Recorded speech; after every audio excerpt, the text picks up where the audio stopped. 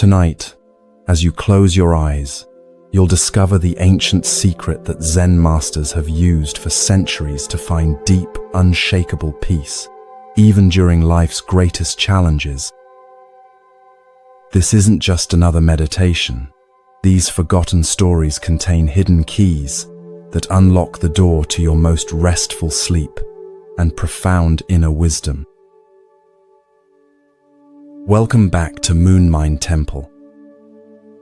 Those who joined us for part 1 have already experienced the remarkable difference these tales can make, with many reporting the deepest sleep they've had in years. Tonight's journey goes even deeper. Feel your body becoming heavier with each breath as you imagine yourself walking along a misty mountain path in ancient Japan. The soft padding of your footsteps creates a gentle rhythm. The air carries the scent of pine and distant wood smoke. Ahead, through parting mist, a small temple appears where a single lantern glows in the gathering dusk. Inside this temple wait 14 Zen masters, each holding a story so powerful it has survived 1,000 years, not because these tales merely entertain, but because they have the unique ability to quiet the restless mind and open the heart. Some will surprise you with unexpected wisdom. Others will finally help you make sense of challenges you've been facing. Those who listen to the end often experience a strange phenomenon, a mental clarity that follows them into their dreams and throughout the next day. As one listener told us, "It's like someone finally turned off the constant noise in my head." So make yourself comfortable, allow your breathing to slow, and let these ancient masters guide you to that place of natural peace that exists within you. Tonight, between stories and silence, you might just discover what the Zen masters called your original face, the perfect, peaceful awareness that's been waiting for you all along. Our first story begins now, transporting you to a time when a simple question about poetry revealed the deepest truth about life itself. Feel yourself drifting deeper into relaxation, your body becoming heavier as your mind grows lighter. The boundaries between your conscious mind and the world of dreams begin to blur as you journey to Japan during the Meiji era, when Western ideas were first flowing into the country after centuries of isolation. The modern world you know dissolves, replaced by the sights, sounds, and sensations of this pivotal moment in Japanese history. You find yourself approaching a traditional school building. Though modest in size, it has an atmosphere of serious study. Through the open windows, you can hear the rhythmic chanting of young students reciting their lessons. The scent of ink and paper mingles with the fragrance of cherry blossoms from the courtyard. This school is known throughout the region for its respected headmaster, a man equally versed in traditional Japanese arts and the new Western learning that has begun to transform the country. Students from wealthy and ambitious families seek entry, knowing that here they will receive an education that bridges old and new, east and west. As you slide open the wooden door and step inside, you remove your sandals, as is customary. The polished wooden floors feel cool beneath your feet. You move quietly down the hallway, drawn toward a particular classroom where something significant seems about to unfold. Inside this room, 12 students sit on cushions arranged in a semicircle. They are teenagers, dressed in simple student attire, their expressions alert and attentive. Before them, sits the headmaster himself, a man perhaps in his 50s, with intelligent eyes behind round spectacles, and the straight posture of someone who embodies the discipline he teaches. Today's lesson, you discover, focuses on the art of Chinese poetry, a form that has been studied by educated Japanese for centuries. Chinese characters cover the blackboard, arranged in the distinctive patterns of classical verse. The headmaster has just completed explaining the technical aspects of structure, meter, and classical allusions. One student raises his hand. He is perhaps 16, his face earnest, his posture perfect, clearly one of the most dedicated pupils. "Sensei," he asks, "I understand the technical requirements you have explained, but I still don't feel confident in my ability to create a truly good Chinese poem. Can you offer any guidance on how to capture the essence, the spirit of the form?" The headmaster regards the student thoughtfully, seeming to weigh his response. The room falls completely silent. Even the birds outside seem to pause their singing, as if they too wish to hear the master's answer to this essential question about artistic creation. To write a Chinese poem, the headmaster finally says, you must have a particular state of mind. The students lean forward slightly, notebooks ready, anticipating a detailed explanation of this special mental state, perhaps a list of meditative techniques or creative exercises. Instead, the headmaster continues, if you want to write a Chinese poem, first drink up a gallon of sake. Then lie down in a field under the warm autumn sun. Shock registers on the students' faces. This respected educator, known for his emphasis on discipline and proper technique, has just suggested intoxication and idleness as the path to poetic creation. Several exchange confused glances, wondering if this is some sort of test or joke. The earnest student who asked the question appears particularly bewildered. But sensei, he ventures hesitantly, wouldn't such behavior be considered improper? And how would one maintain the technical precision you have taught us if one were inebriated? A slight smile crosses the headmaster's face. The technical aspects I have taught you are merely the vessel, he explains. They are necessary but not sufficient. True poetry emerges when the boundaries of the calculating mind dissolve, when the artificial separation between the poet and the world falls away. The sake and sunshine are not literal prescriptions, but pointers to a state of natural awareness, unclouded by excessive thinking. He pauses, noting the continuing confusion on some faces, then continues more directly. Let me ask you this. When the cherry trees blossom in spring, do they consult a manual on how to arrange their petals? When the autumn moon rises over Mount Fuji, does it worry whether it is following the proper procedure? Yet these natural phenomena inspire our greatest poetry precisely because they express their nature completely, without self-consciousness or striving.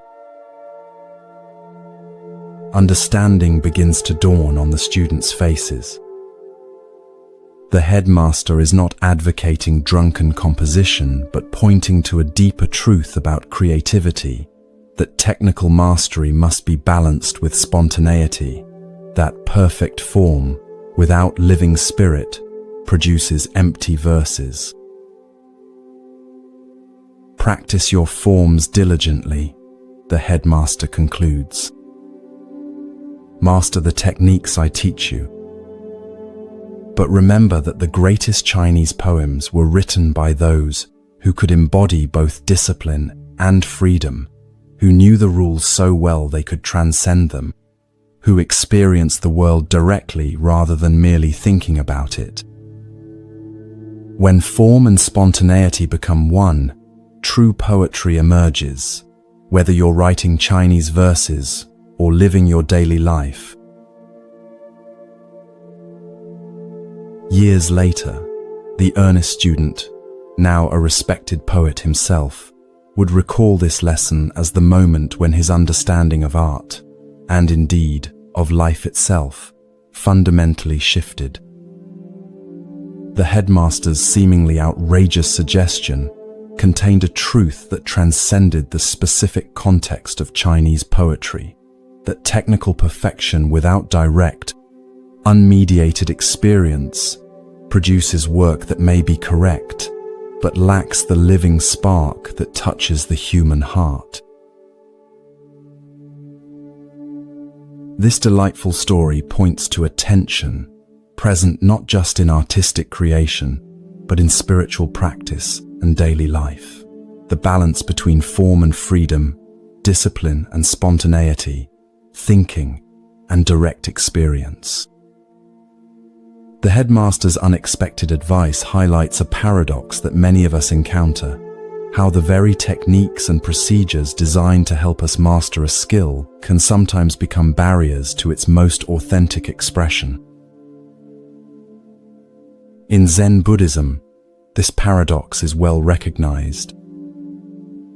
Beginning students are given precise instructions for meditation posture, breathing techniques, and mental approaches. These forms provide necessary structure, especially for minds accustomed to wandering unchecked. Yet at a certain point, too much focus on doing it right can itself become an obstacle, creating self-consciousness that prevents the natural state of awareness from emerging. The headmaster's mention of sake and sunshine points to a fundamental Zen teaching that our natural state of mind, before we complicate it with excessive thinking, self-judgment, and striving, is already complete and perfect.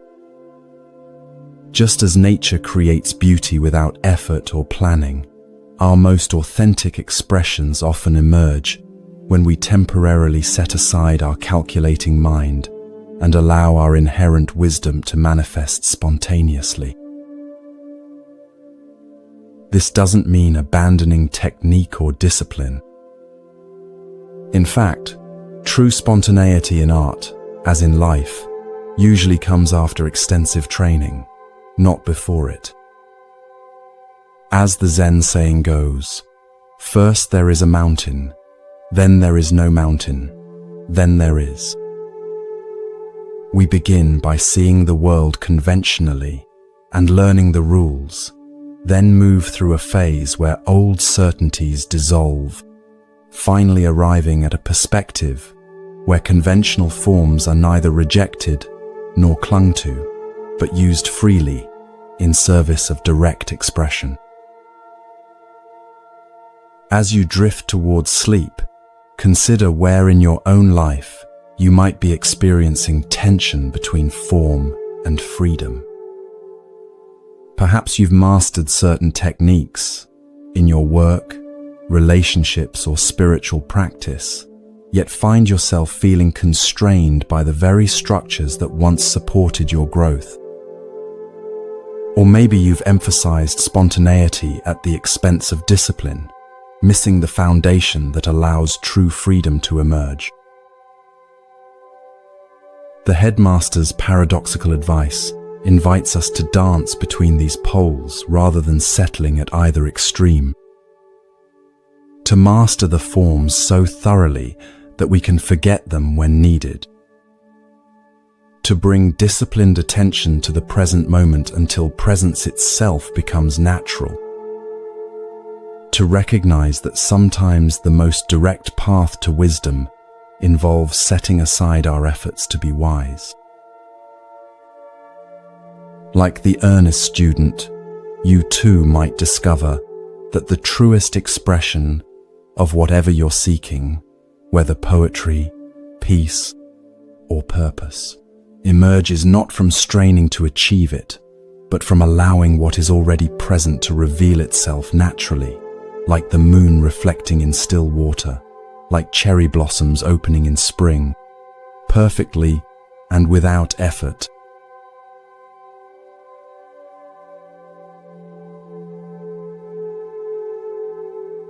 Feel your body becoming heavier now, melting into your mattress as we travel together to medieval Japan. The gentle rhythm of your breath carries you deeper into this state of peaceful receptivity. As you sink further into relaxation, imagine the weight of your eyelids growing impossibly heavy. You are now in 15th century Kyoto. Feel the cool evening air against your skin as lanterns glow in the distance. The sweet scent of cherry blossoms mingles with wood smoke. The sound of distant flutes reaches your ears.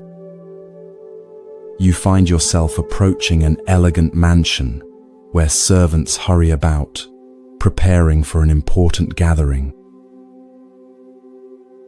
Inside, a wealthy silk merchant paces anxiously, checking every detail. Feel the smooth wooden floors beneath your feet. Notice the perfectly arranged cushions, the gleaming lacquerware, the musicians tuning their instruments in the corner. The air carries the tantalizing aroma of rare delicacies being prepared in the kitchen. The merchant has spared no expense for this dinner party. Master Ikkyu must be impressed, he whispers to his chief servant. His presence will elevate my standing among all of Kyoto's elite. You feel his nervous anticipation, as if it were your own. As distinguished guests arrive in their silken finery, notice how each bow and greeting follows the precise choreography of status and obligation. The conversations, political alliances, business ventures, carefully disguised rivalries create a tapestry of social positioning. Yet beneath this refined surface, you sense an undercurrent of tension, of hidden calculations and silent judgments. Suddenly, the atmosphere shifts. A figure appears at the entrance, wild-haired, dressed in simple worn robes, carrying only a wooden begging bowl. His eyes seem to look through rather than at people. This is Ikkyu, the unconventional Zen master known throughout Japan for his unpredictable wisdom. Feel the merchant's nervous relief as he hurries forward, bowing too deeply. Master Ikkyu, what an honor to welcome you to my humble home. The word humble catches in his throat as he gestures toward the obvious opulence surrounding them. Ikkyu simply nods and follows him inside. Notice the immediate hush that falls over the gathering. Experience through your own senses how the carefully cultivated social atmosphere gives way to genuine curiosity. The wild-haired monk sits cross-legged at the place of honor, a slight smile playing at the corners of his mouth. The conversations gradually resume around him, growing louder as servants bring dish after exquisite dish. Listen to the delicate clink of ceramic, the murmur of voices, the occasional burst of carefully measured laughter. Feel the merchant's growing unease as Ikkyu eats modestly, neither praising nor criticizing the lavish food. This silence somehow disturbs the host, more than any criticism could. As the evening progresses and sake cups are repeatedly filled, you sense a building tension in the room. It breaks unexpectedly when EQ suddenly rises to his feet. Feel the immediate attention his movement commands. "Honored host," EQ says with a respectful bow, "might I trouble you for a simple cup of water from your well?" Experience the ripple of confusion passing through the room. Water? Common well water, when the finest sake in Kyoto flows freely. The merchant blinks, momentarily puzzled, then recovers. "Of course, Master Ikkyu. My servant will bring fresh water immediately."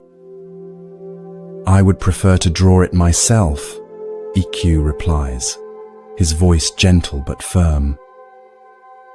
"If you would show me to your well." Follow them now as curiosity draws several guests into the garden. Feel the immediate relief of cool night air after the warmth of the crowded room. Above, the full moon hangs like a perfect silver coin.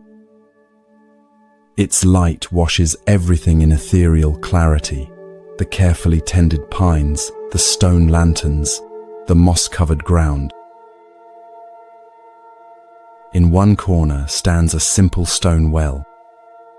Approach it with Ikkyu and the others. Feel the cool, rough stone beneath your fingers as you join them in leaning forward to peer into its depths. Far below, the dark water holds a perfect reflection of the moon, complete despite the well's narrow opening. Watch as Ikkyu reaches for the wooden bucket and rope. The creak of the pulley cuts through the night, somehow both ordinary and profound. When the bucket reaches the water, disturbing the moon's reflection, Ikkyu pauses. "Look," he says simply. "What do you see?" The moon reflected on the water offers one guest. Yes, the full moon, perfectly captured, adds another. Feel Ikkyu's presence, calm, attentive, fully embodied, as he nods and speaks. The moon travels thousands of miles through the heavens, yet its reflection rests perfectly within this humble well, undisturbed, until the water is troubled. His voice carries easily in the night air. The water reflects the moon no differently than the Emperor's garden lake. The moon shows no preference.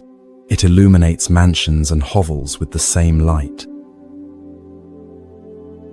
Watch as he draws up the bucket and drinks deeply. The sound of his swallowing seems somehow significant in the expectant silence. "Delicious," he sighs, "more refreshing than any sake." His eyes now meet each person present. This well water quenches thirst perfectly, asking nothing in return. It does not care if the drinker is rich or poor, noble or common. It simply gives of itself completely. Feel the weight of this moment as Ikkyu hands the bucket to the merchant. The water sloshes gently, moonlight dancing on its surface. "Your hospitality has been generous," Ikkyu continues, "but I wonder, is it like this well water, offered freely without thought of status or return? Or is it more like a transaction, given with the expectation of enhancing your reputation?" You sense the merchant's sudden discomfort. A nearby official steps forward defensively. "Are you suggesting our host's generosity is flawed? He has provided the finest of everything." Experience Ikkyu's calm presence, as he responds. I offer no criticism, only an observation. The universe itself is like this well. It gives sunlight, rain, and air freely to all beings. The flowers do not bloom more vibrantly for the wealthy. He gestures to the moon above. True generosity, like true wisdom, makes no distinctions and expects nothing in return. Feel the profound shift as understanding dawns on the merchant's face.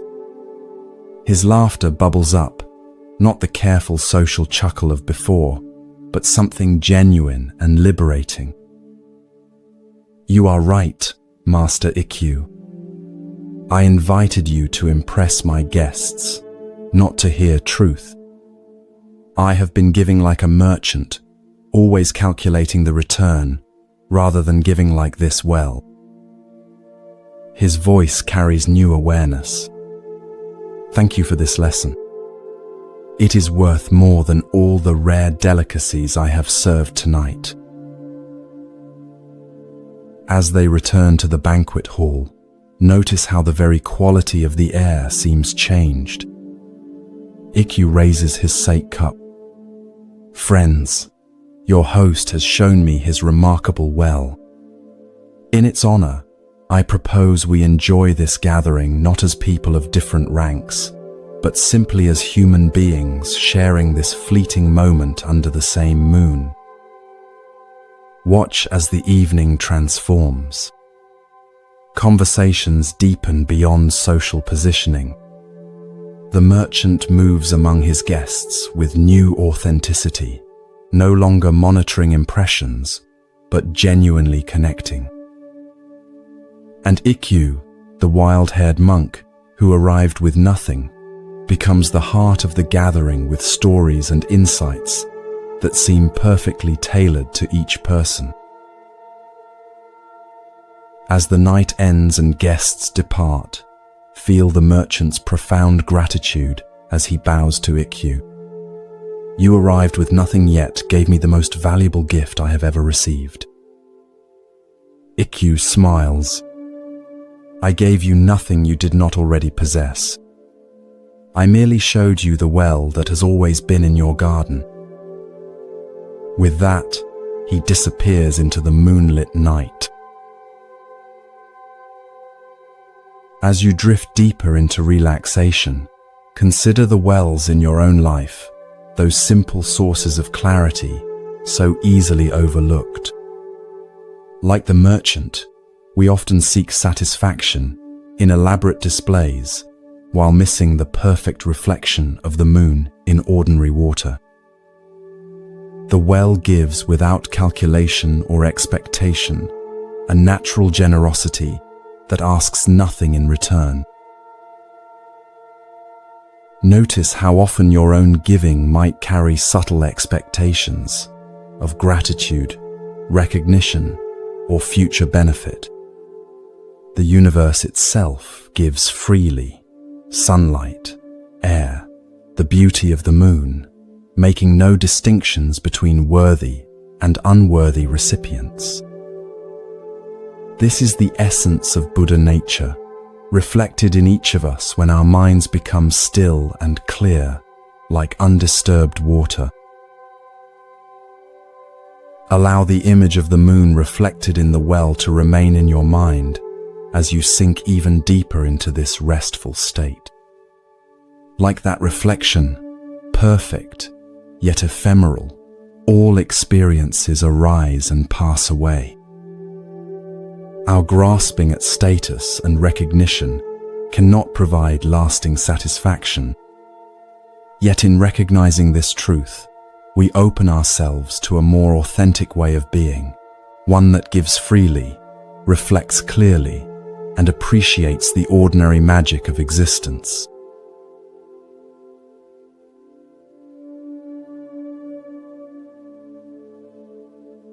Your eyelids grow heavier as you drift further from daily concerns, your body settling into that perfect stillness where ancient wisdom can reach beyond intellect, into the marrow of experience. Travel with me now through the veils of time to a Japanese countryside school where 3 young monks are about to discover the profound gap between spiritual ambition and authentic insight. Morning sunlight spills across a simple courtyard, turning dew-dampened stones to scattered jewels. The fragrance of plum blossoms mingles with the earthy scent of fresh ink being ground on stone, creating an atmosphere that seems suspended between heaven and earth. Birds call to one another from nearby trees, their songs punctuated by the rhythmic tapping of a wooden mallet striking a meditation bell in the distance. Each sound emerges from silence and returns to silence, a natural demonstration of the teaching that will soon unfold. In the center of this tranquil scene stands a modest school building, not a grand temple or formal monastery, but a place where local children receive education from a teacher who seamlessly integrates academic instruction with spiritual wisdom. The building breathes with age and constancy, its wooden beams darkened by decades of incense smoke, its tatami mats worn smooth by countless small feet, learning to navigate both written characters and life's deeper meanings. On the veranda sits the schoolmaster, a middle-aged man whose unpretentious appearance gives no obvious indication of his profound insight. He wears neither elaborate robes nor religious insignia, just the simple attire of a country teacher.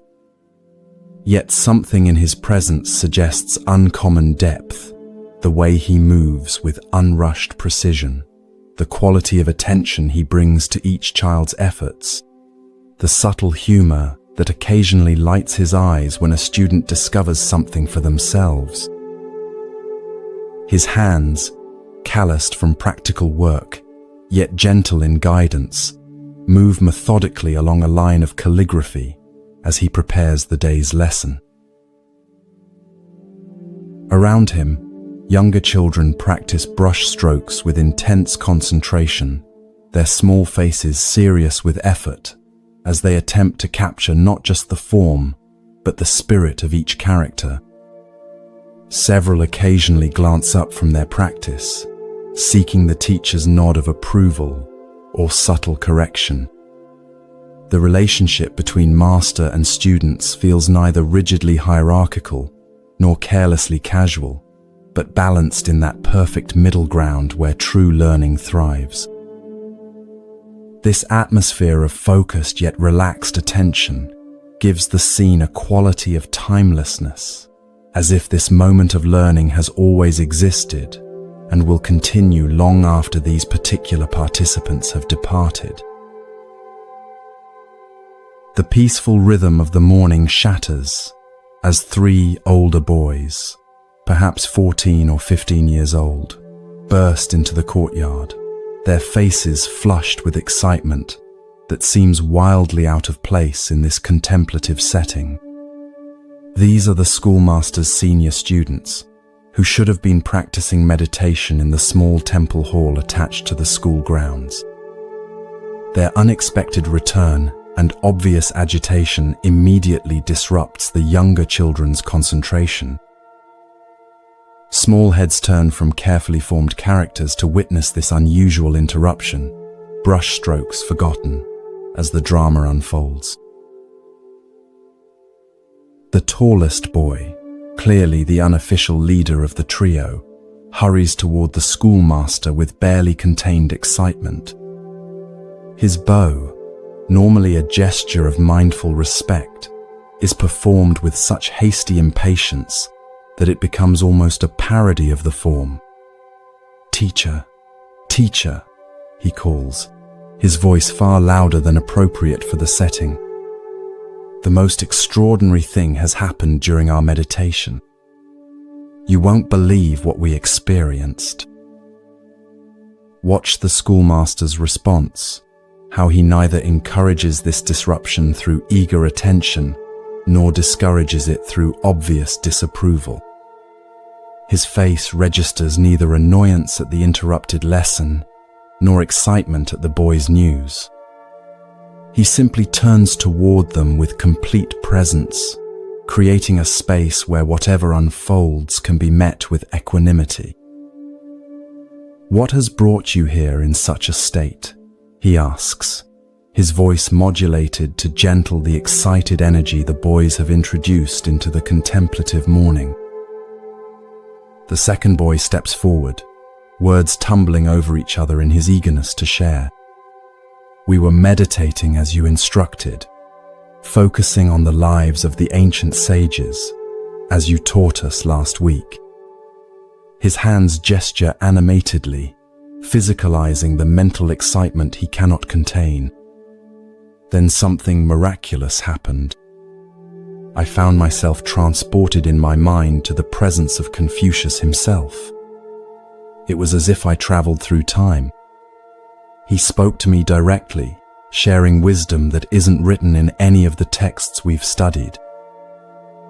Feel the ripple of awe that passes through the younger students at this extraordinary claim.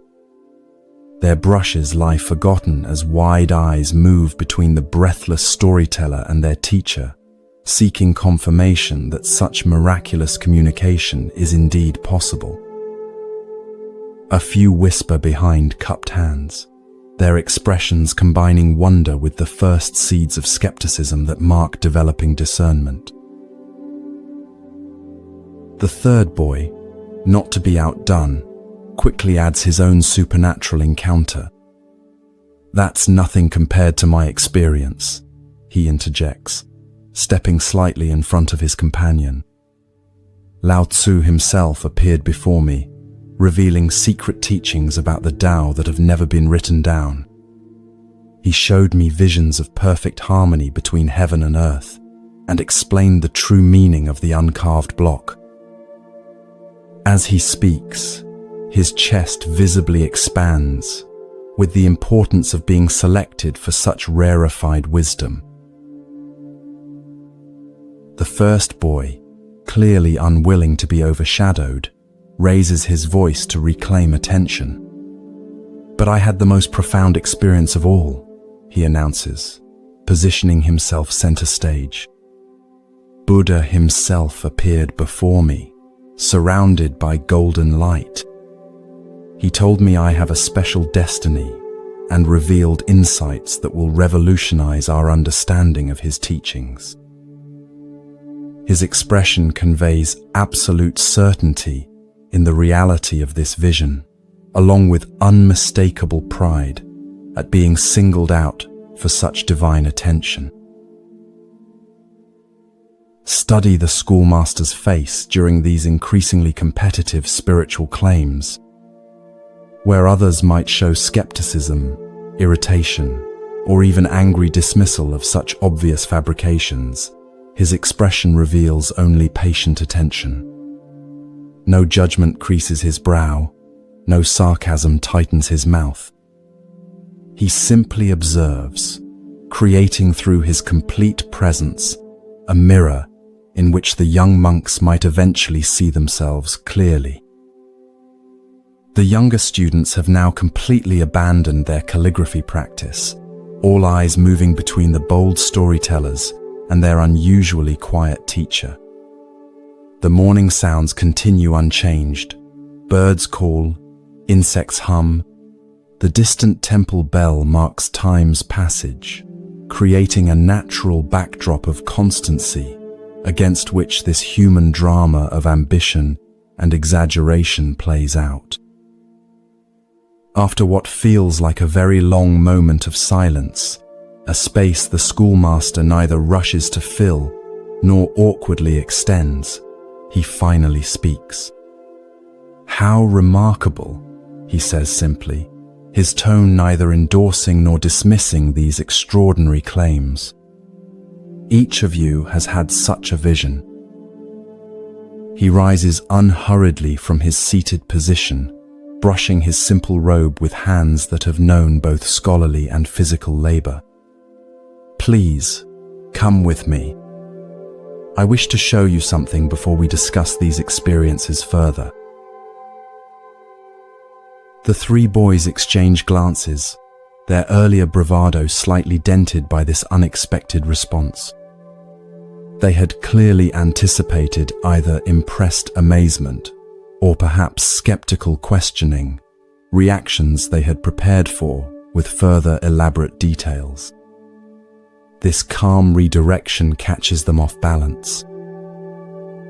Nevertheless, they follow the schoolmaster as he walks toward the small kitchen at the far end of the courtyard, their earlier excitement now tinged with puzzlement.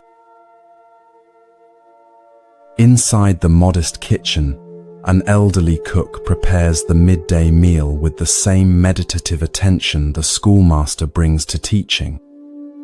His gnarled hands move with surprising grace as he slices vegetables harvested that morning from the school garden. Rice steams in a large pot, filling the air with its clean, comforting aroma. The cook acknowledges the schoolmaster with a slight nod, but continues his work without interruption, embodying the principle that even the most mundane tasks contain opportunities for complete presence. The schoolmaster approaches a shelf where various containers hold kitchen staples. With deliberate movements that invite full attention, he reaches for a small ceramic jar, removes its lid, and extends it toward the three boys. "Please," he says, "each of you taste this, and tell me what you think." Observe how this simple request immediately alters the atmosphere. The boys look at each other in confusion, then at the jar containing what appears to be ordinary salt. This mundane substance seems worlds away from the exalted spiritual visions they were describing moments before. The jarring shift from transcendent claims to this prosaic reality creates a moment of cognitive dissonance that the schoolmaster allows to hang in the air, neither explaining nor apologizing for this unexpected turn. The first boy, perhaps wanting to maintain his leadership position, steps forward. He wets his finger, dips it into the jar, and brings a small amount to his mouth. His face immediately contorts in an expression of disgust that seems impossible to fake. "Ugh!" he exclaims, unable to maintain any semblance of dignity. "This is terribly bitter. It's not salt at all. It must be some kind of medicine or poison."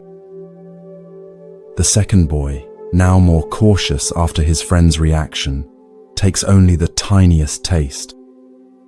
His expression registers surprise rather than disgust. "No, it's not bitter," he contradicts with the certainty of direct experience. "It's intensely sour, like unripe plums or vinegar." The third boy, perhaps hoping to demonstrate superior discernment, tastes the substance and nods with sage importance.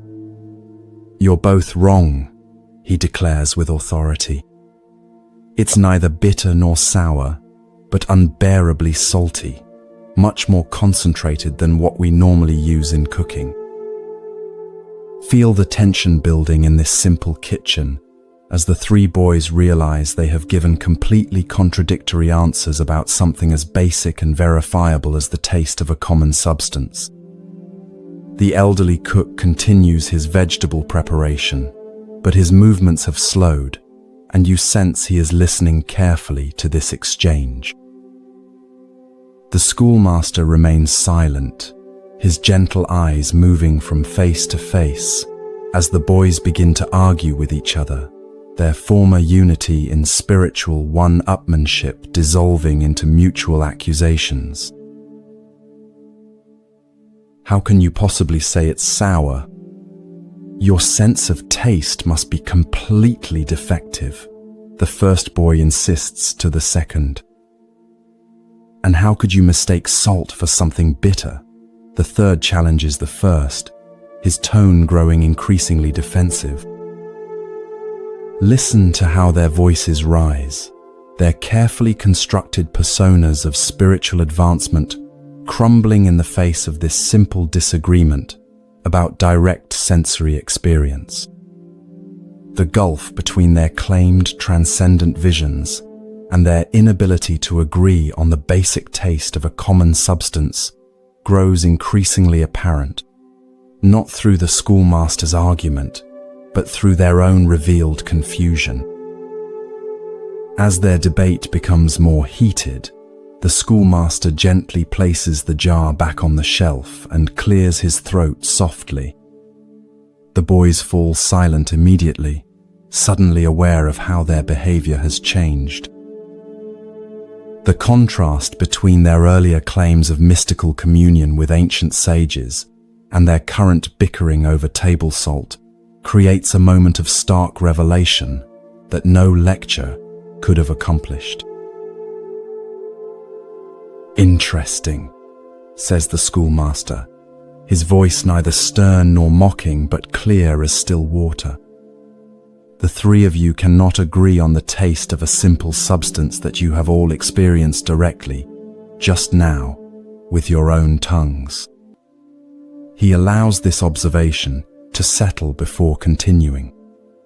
"Yet you expect me to believe that you have each accurately perceived and can now report the exact words and teachings of ancient sages who lived hundreds or thousands of years ago?"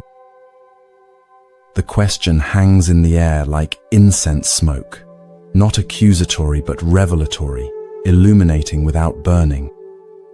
Watch understanding dawn on the boys' faces, like sunrise over distant mountains, gradual yet inevitable. Embarrassment colors their cheeks as they realize the trap they have set for themselves.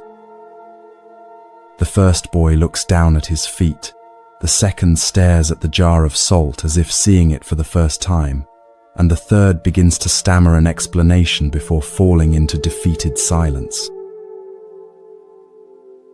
The elderly cook, without looking up from his vegetable chopping, allows himself the smallest of smiles, not at the boy's discomfort, but at the elegant precision of the teaching unfolding before him.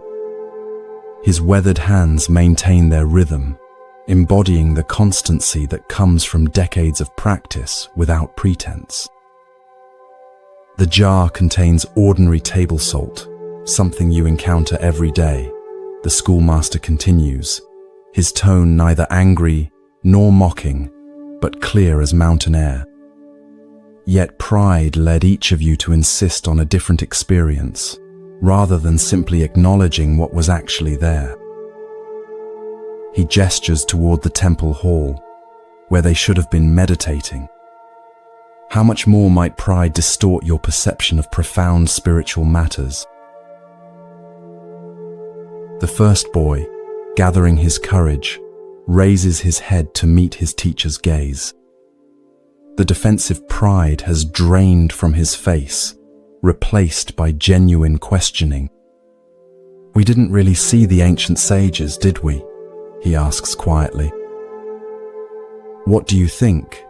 replies the schoolmaster, neither confirming nor denying but returning responsibility for truth to the questioner himself. "We were competing with each other," admits the second boy, insight emerging through the cracks of his collapsed pretense, each telling a more impressive story than the last. The third boy sighs deeply, the sound carrying the release of a burden he hadn't known he was carrying. "We wanted to seem special and wise, but we've proven ourselves to be quite the opposite." The atmosphere in the kitchen transforms. The earlier excitement has been replaced by something more valuable, genuine self-reflection. This shift carries no heaviness of shame, but rather the lightness that comes when pretense is set aside. The schoolmaster's expression softens further, and he places a hand gently on the shoulder of the nearest boy. The beginning of wisdom, he says, is learning when to be silent. He glances at the cook, who nods almost imperceptibly as he continues his work. This good man has worked in this kitchen for 40 years. He knows more about the true taste of salt than any of us, yet he did not interrupt to correct you. The schoolmaster smiles. Sometimes the wisest response is no response at all. He guides the boys back toward the courtyard, where the younger students quickly return their attention to their abandoned calligraphy. This afternoon, the schoolmaster tells the three, you will return to the meditation hall.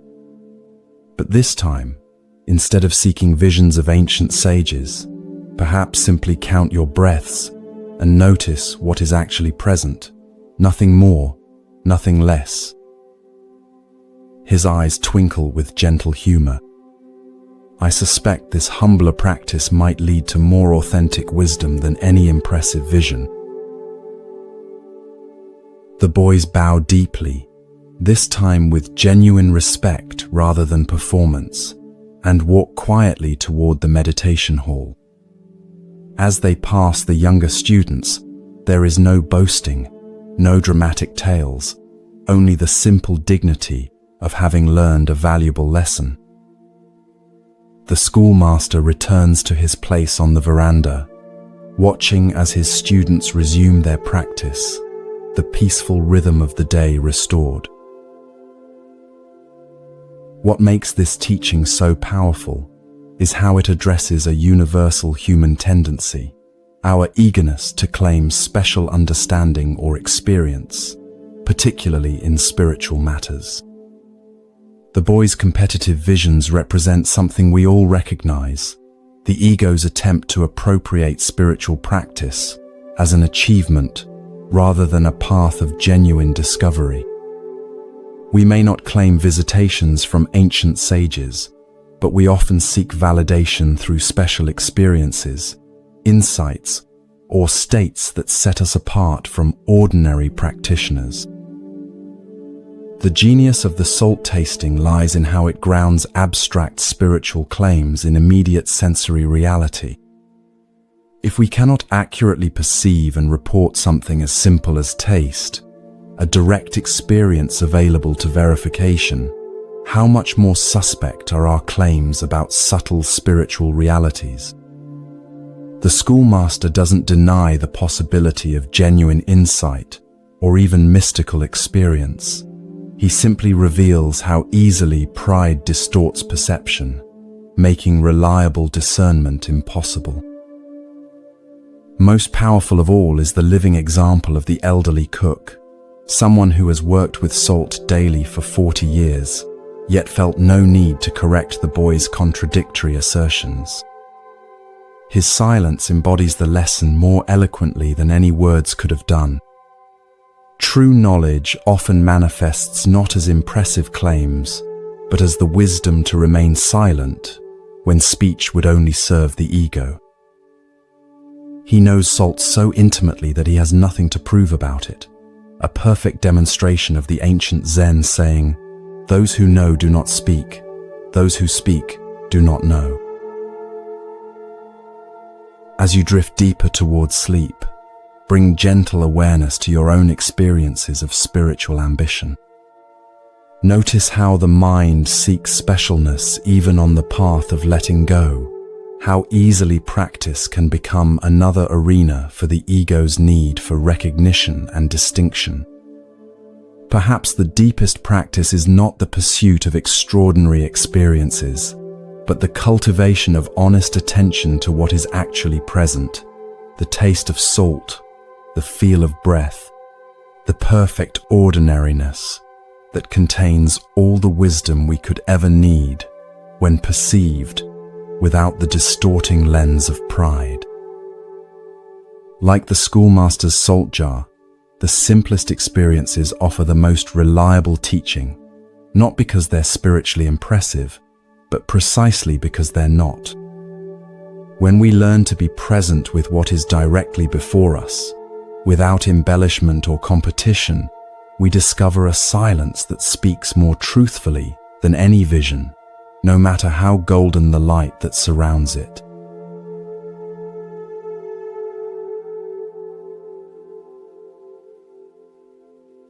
Feel yourself drifting deeper now, your body becoming heavier with each breath. The boundaries between wakefulness and sleep begin to blur as your mind opens to receive another ancient teaching. Let yourself be carried to a remote mountain monastery in medieval Japan, where winter has arrived with unexpected ferocity. You find yourself standing in a stone courtyard dusted with the first snow of the season. Your breath forms small clouds in the crisp air. The cold seeps through the soles of your feet, making your toes tingle. Around you, ancient cedar trees sway in the biting wind, their branches weighted with snow. The mountain peaks in the distance disappear into low-hanging clouds that promise more snowfall before nightfall. Before you stands a modest temple building. Its weathered wooden walls have withstood countless winters, the grey timbers telling silent stories of persistence through changing seasons. Smoke rises from a small chimney, hinting at warmth within. Yet even from outside, you can hear the sound of voices raised in sutra chanting, steady, rhythmic, and strangely compelling. Step now through the entrance, leaving your sandals at the door as is customary. The immediate embrace of shelter from the wind brings momentary relief, but you soon realize the interior is hardly warmer than outside. No hearth fire burns here, despite the chimney's suggestion. The smoke you saw comes from a small incense burner that offers fragrance but little heat. Your fingers remain stiff with cold, and you can still see your breath hanging in the air. As your eyes adjust to the dimmer light, you observe a remarkable scene. In the center of the room sits Master Genko, a renowned Zen teacher known throughout the province for his unconventional wisdom. He is an elderly man with a face as weathered as the temple walls, deep lines mapping decades of meditation and insight. Despite the penetrating cold, he wears only a thin robe, sitting perfectly still on his cushion, eyes half closed in meditation. His breathing is so subtle that he appears almost like a statue carved from ancient wood. Most striking of all is what surrounds him. 6 young monks kneel in a perfect circle around their master, each holding a large paper fan that they wave with slow, deliberate movements. Their faces show intense concentration, each movement precisely synchronized with the others. The gentle whooshing sound of the fans creates a rhythmic backdrop to the strange tableau. Yet this is no summer day. Their knuckles are red with cold, and occasional shivers run through their bodies despite obvious efforts to remain still.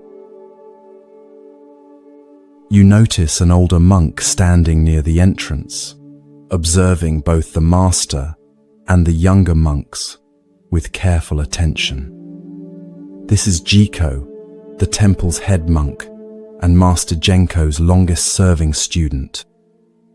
His experienced eyes miss nothing, occasionally nodding slightly when a young monk's fanning rhythm aligns perfectly with the others.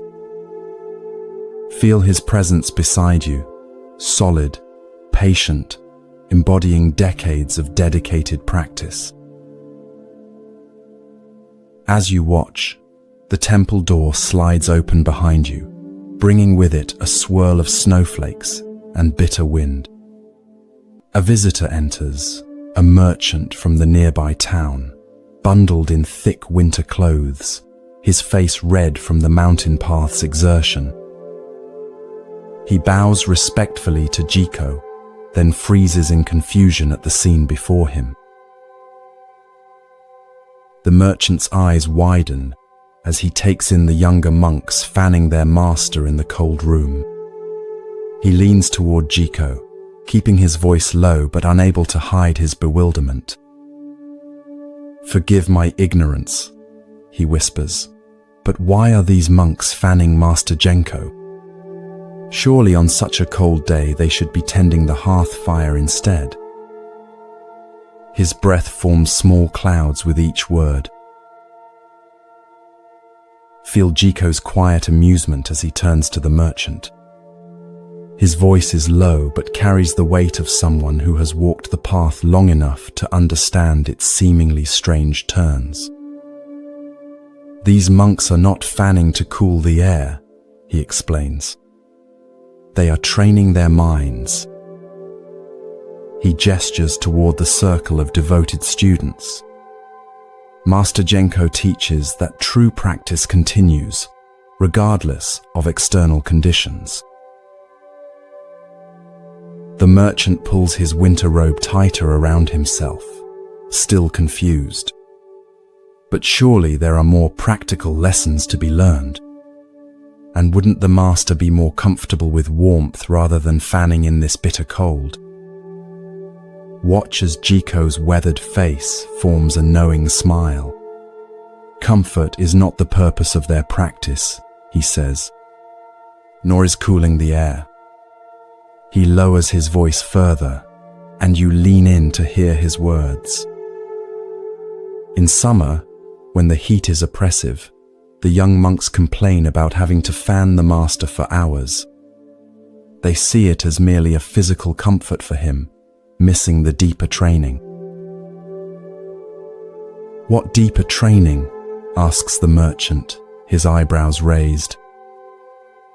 "The training of unbroken attention," replies Jiko, "of commitment that doesn't waver with changing circumstances."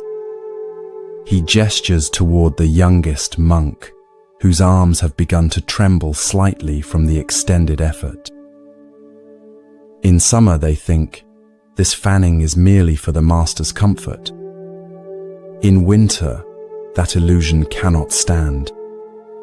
Now they must confront the true purpose of their practice. Feel the merchant's growing curiosity. "And what is that true purpose?" he asks. Jiko's eyes crinkle at the corners. "To continue, regardless of conditions. To maintain precise attention, whether circumstances are favorable or unfavorable."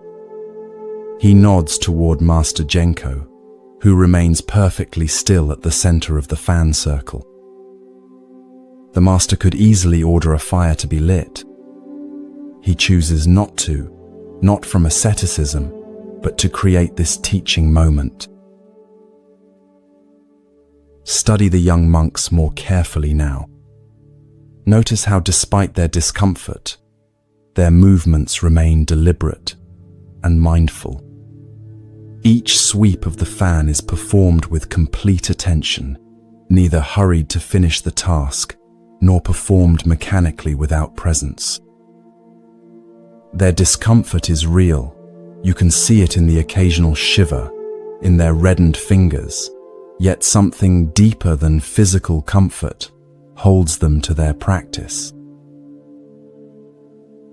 In summer, Jiko continues, they learn to fan despite heat and sweat and fatigue. Now in winter, they learn to fan despite cold and questioning minds that say, "This makes no sense." He turns to face the merchant directly. "Tell me, when you maintain your business accounts, do you only do so when you feel enthusiastic about the task?" The merchant chuckles softly. "Of course not. The accounts must be maintained regardless of my feelings about the work." "Exactly," says Jiko with an approving nod. "And is it not true that over time, you've developed the ability to bring your full attention to those accounts, even when you'd rather be doing something else. Yes, admits the merchant, though I never thought of it as spiritual training. Feel the warmth of Jiko's smile despite the cold room. All of life can be training if approached with the right mind, he says. These young monks are learning something that will serve them far beyond temple walls. They are discovering that their commitment need not depend on external conditions. He gestures toward the circular pattern of the fanning monks. Look how precisely they maintain the rhythm together. This requires complete presence. There is no room for thoughts about cold or comfort. As if on cue, Master Genko opens his eyes. Without a word, he makes a subtle gesture with one hand. Immediately, the monks stop fanning in perfect unison, placing their fans on the floor before them with synchronized movements. The sudden stillness feels profound after the rhythmic fanning. The master speaks, his voice surprisingly strong and clear for someone of his advanced age. Today you have begun to understand true practice, he says to the young monks. In summer, you fanned thinking it was for my comfort, and your minds were filled with resistance. In winter, you fanned knowing it could not be for comfort, and so you had to find the deeper purpose. His eyes move from face to face, making direct contact with each student. Tell me, what did you discover?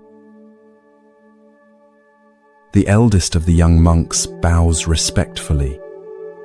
That true practice continues regardless of circumstances, Master.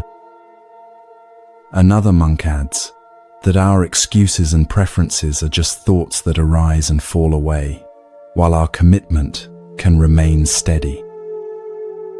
A third monk, the one whose arms had trembled visibly during the practice, speaks more hesitantly. I discovered that when I focused completely on each movement of the fan, I forgot about the cold. It was only when my mind wandered to complaints that I suffered.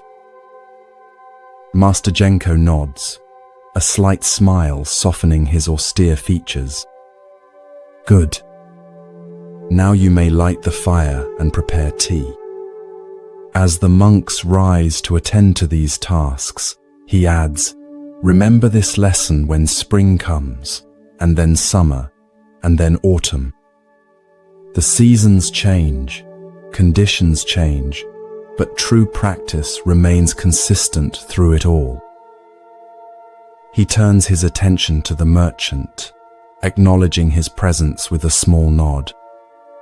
Our visitor has brought questions from the town. Let us welcome him properly. Watch as the monastery transforms. Within minutes, a fire crackles in the hearth, gradually warming the room. The young monks move with the same mindful attention, whether sweeping the floor, stoking the fire, or preparing tea vessels. The earlier discomfort seems forgotten, replaced by focused engagement with each new task. As you observe this scene, consider the lesson hidden within this unusual practice. How often do we allow external conditions to determine our commitment? How frequently do we permit discomfort, inconvenience, or changing circumstances to pull us away from what matters most? These monks have learned that true practice transcends comfort and preference. It continues through heat and cold, through favorable and unfavorable conditions. In your own life, notice the activities you abandon when conditions become challenging.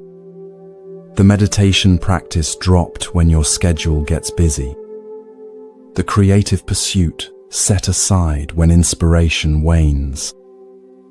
the relationship commitment that wavers when conflicts arise. Each represents an opportunity for incessant training, for developing an attention and commitment that transcends changing external circumstances. Like the monks fanning in winter, the deepest growth often comes precisely when conditions seem least favorable. When we continue despite the mind's protests that this makes no sense, we discover a steadiness of purpose that lies beneath the fluctuating surface of preference and comfort. This is the heart of Zen practice, not the pursuit of special experiences, but the cultivation of unwavering presence regardless of what each moment brings. As you drift deeper into relaxation, imagine yourself sitting among those young monks, your own fan moving in perfect rhythm with theirs. Feel the cold air, the initial resistance in your mind, and then the profound shift as you surrender to the pure experience of each moment, each movement. In that surrender, find the freedom that comes not from avoiding discomfort, but from bringing complete presence to whatever arises, pleasant or unpleasant, expected or unexpected, summer heat or winter cold.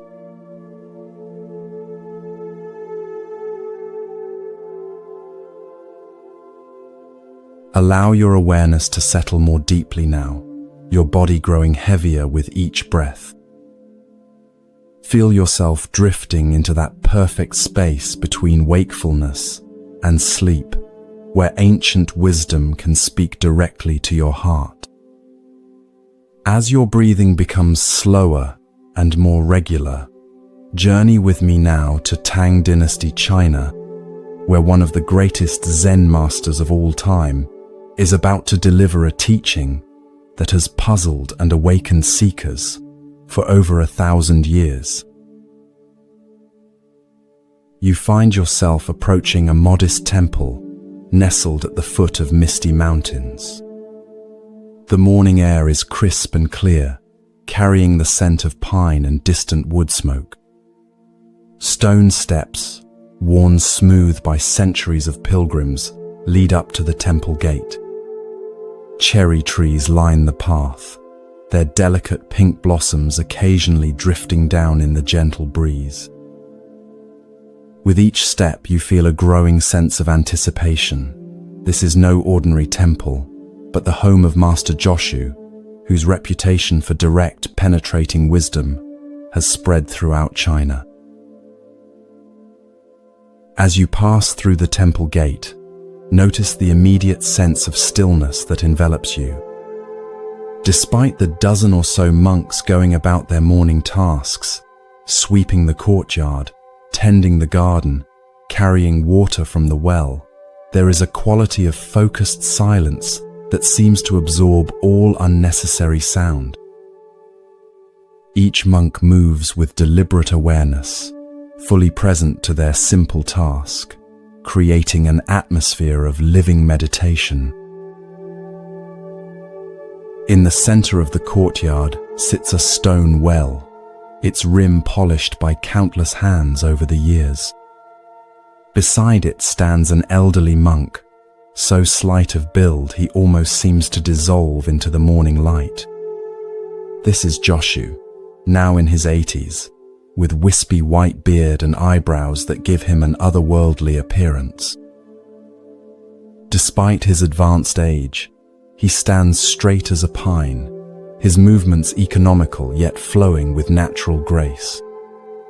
His eyes, clear and bright, miss nothing as he watches a younger monk approach with a wooden bucket.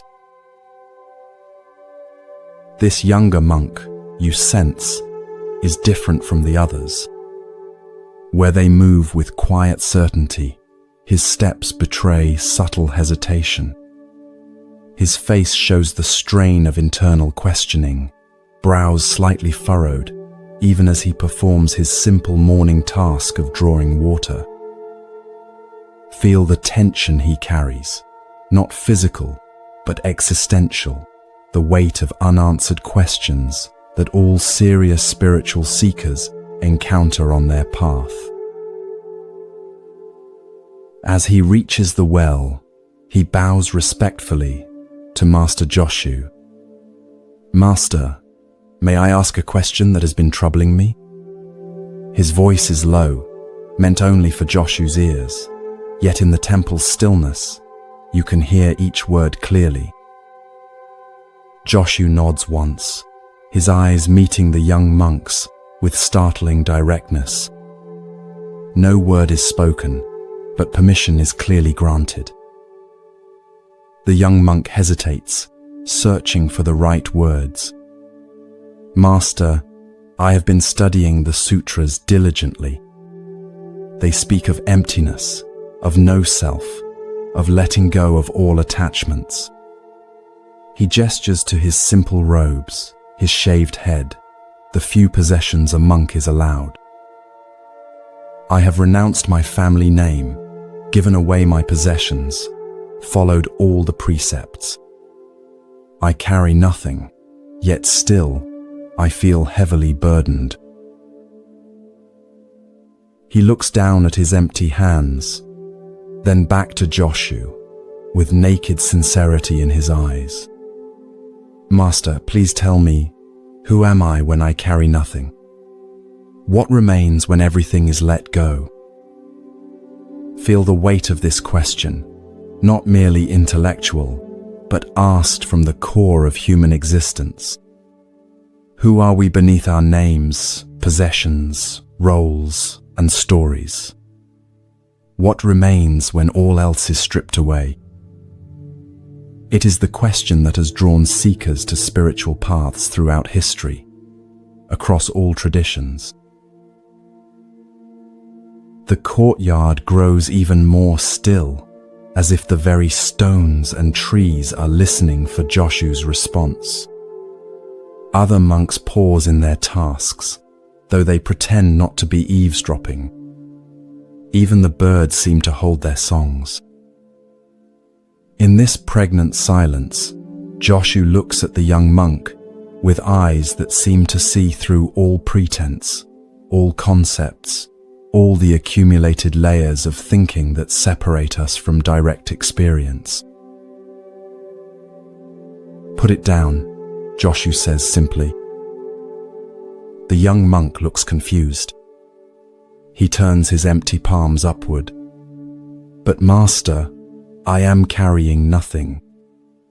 What is there to put down?" Joshu's gaze doesn't waver. "Then carry it." Watch as the young monk's expression shifts from confusion to shock, then to a kind of stunned recognition. Something in Joshu's seemingly contradictory response has bypassed his intellectual understanding and touched something deeper. His hands, still extended with palms upward, begin to tremble slightly. Tears form in his eyes, though he does not seem sad. Rather, he appears like someone who has suddenly recognized an old friend after years of separation.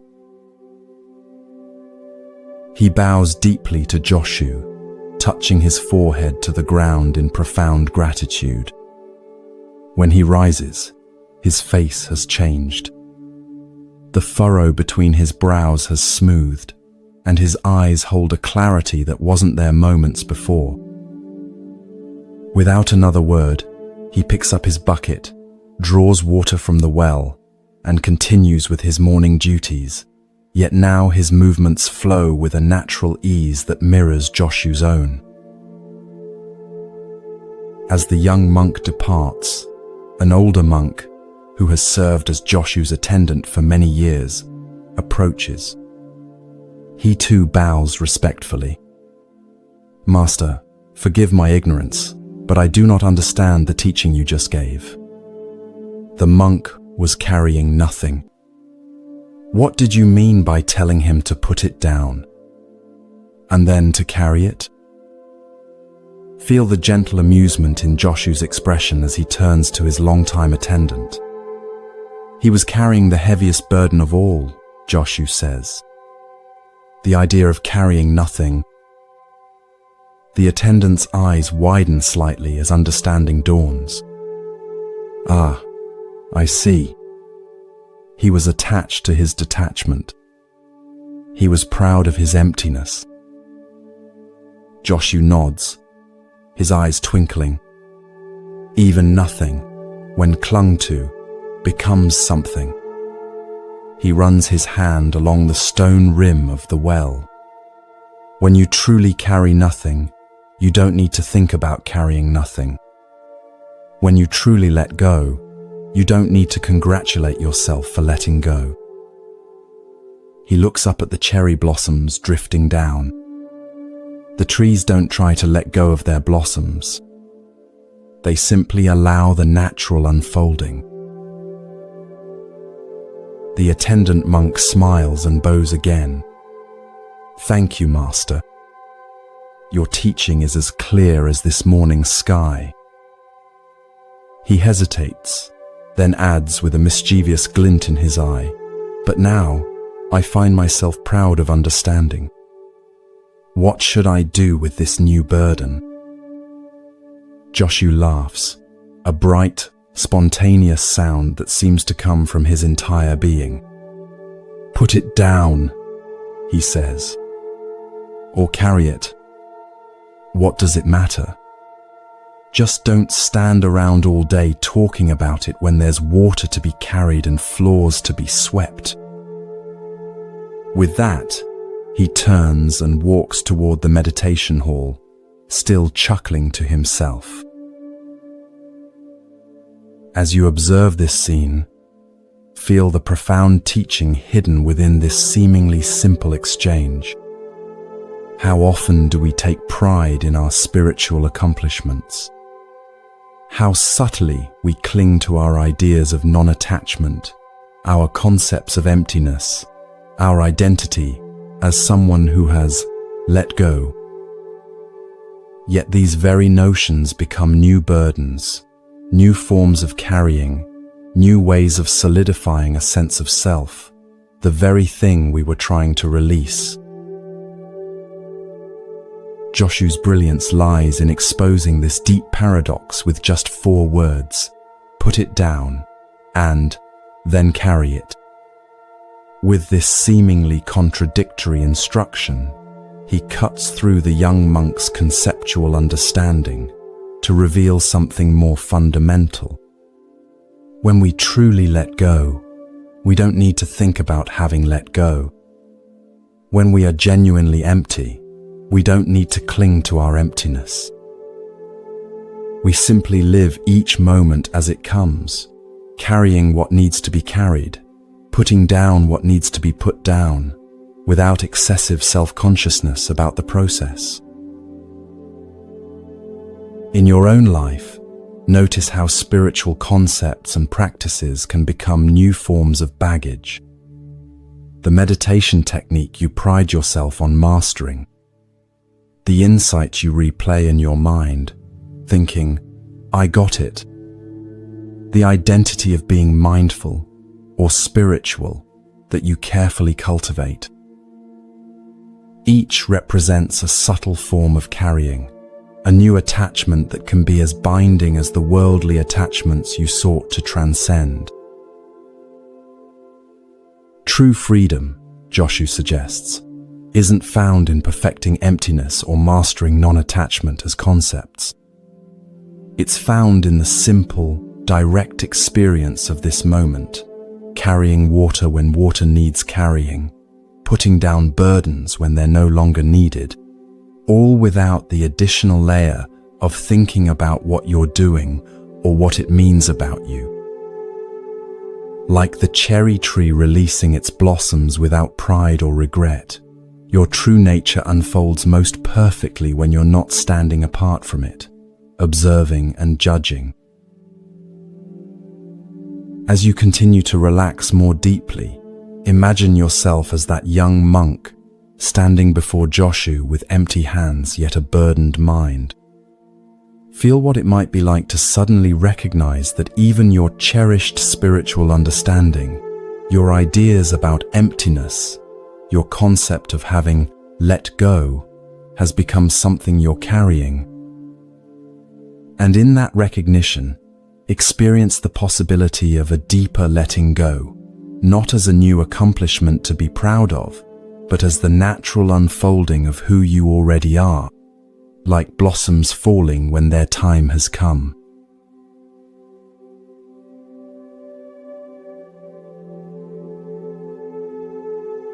As you continue to drift deeper into this peaceful state, allow your mind to release any remaining tension.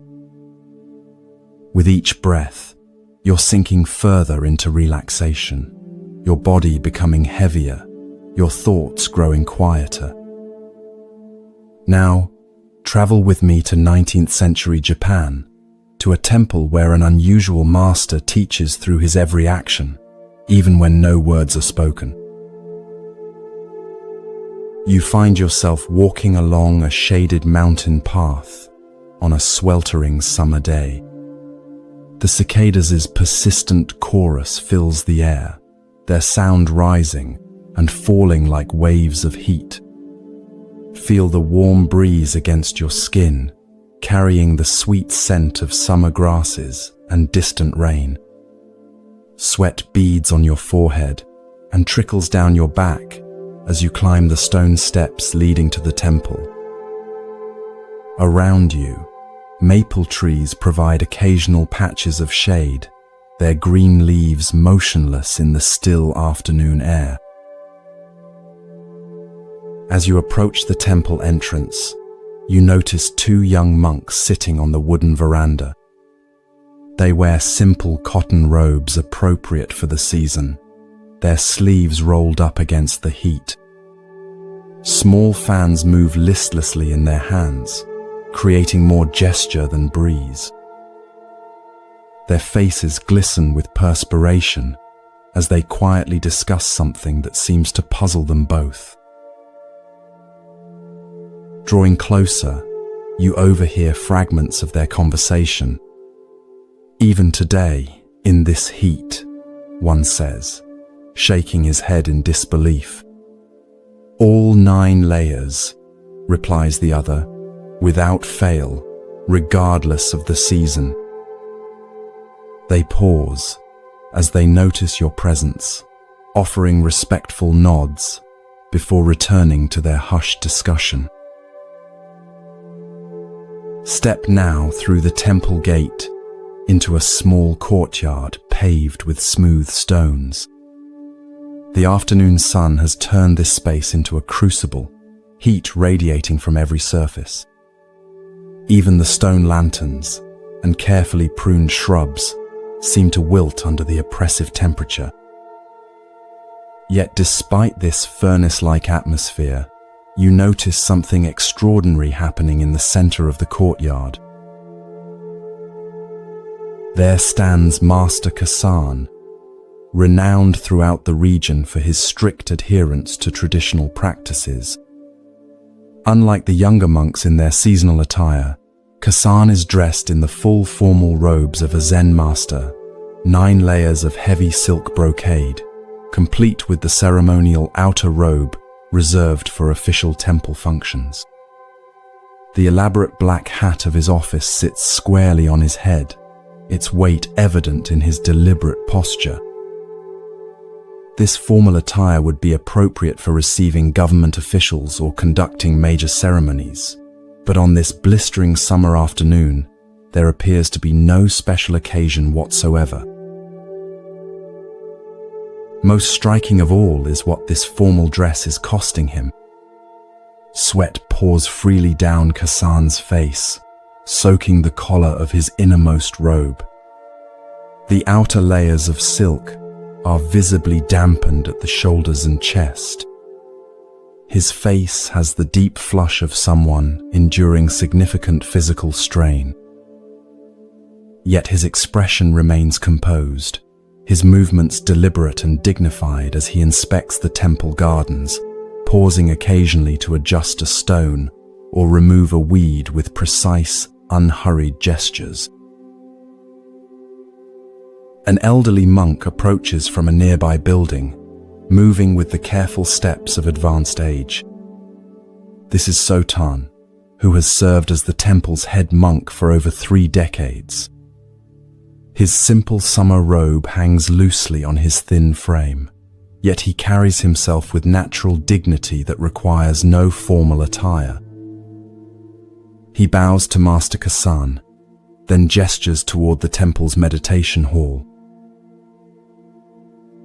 "Master, the afternoon instruction period will begin shortly," he says, his voice carrying the slight quaver of elderly years. "Perhaps today, given the exceptional heat, you might consider more comfortable attire. The students would surely understand." Kasan turns to his old friend, his face serious but not stern. Beads of sweat continue to trace paths down his temples and cheeks. "Thank you for your concern, Sotan," he replies. "But I will continue as always." Sotan nods, unsurprised by the response. This is clearly a conversation they have had many times before. He bows again and begins to turn away, then pauses. "The new students are asking questions," he says quietly. "They wonder why you insist on full ceremonial robes, even on days when no ceremonies are conducted and no visitors are expected." A subtle smile appears at the corners of Kasan's mouth. "And what do you tell them?" "I tell them to observe carefully and find the answer in their own practice," replies Sotan. "But I confess, even after 30 years, I sometimes wonder myself about the necessity of such formality in private moments. Feel the weight of this honest exchange between 2 men who have dedicated their lives to the same path, yet approach it differently." Kasan does not immediately respond. Instead, he reaches up to adjust his ceremonial hat, which has slipped slightly from the moisture of his perspiration. His hands, you notice, move with the same careful precision he would use in a formal ceremony before distinguished guests. The distinction between public and private is where many go astray, Kasan finally says. When we believe we can be one person before others and another when alone, we create division where there should be wholeness. He gestures to his elaborate robes. These are not for show, though they may serve that purpose as well. They are a constant reminder of the dignity of the Dharma I have vowed to uphold. Sotan nods thoughtfully. Yet Buddha himself adopted simple robes, abandoning royal garments. And in doing so, he was completely authentic to his path, responds Kasan without hesitation. I do not wear these robes because tradition demands it, though tradition does indeed demand it. I wear them because they help me remember who I have chosen to be, moment by moment.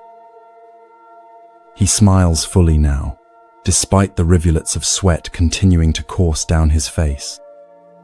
Besides, discomfort is an excellent teacher. It quickly reveals any attachment to personal comfort that might remain. A bell sounds from the meditation hall, its clear tone cutting through the heavy summer air. With a final bow to each other, the 2 elderly monks begin walking toward the sound. You notice that despite his many heavy layers, Kasan moves with remarkable fluidity, as if the weight of the robes has become so familiar that it is no longer separate from his own body. Sotan walks beside him, his simpler attire no less dignified in its own way. As they pass the 2 young monks, Still sitting on the veranda, Kasan pauses. When the rain falls, does it fall only on formal occasions? He asks them. When the sun rises, does it rise only for important events? Nature maintains its dignity without regard for who is watching. With that, he continues toward the meditation hall, leaving the young monks looking after him, with new understanding dawning in their eyes. Later that evening, as twilight brings the first hint of relief from the day's heat, you observe a small group of students gathered in the garden. They speak in hushed tones about their master's unusual practice. I always thought the ceremonial robes were just for impressing visitors, one young monk admits. But today there were no visitors, and still he wore all 9 layers in this terrible heat.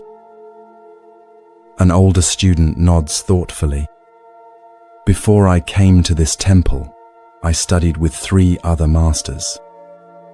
Each was different, one extremely strict in public, but casual in private, another casual at all times, a third inconsistent from day to day.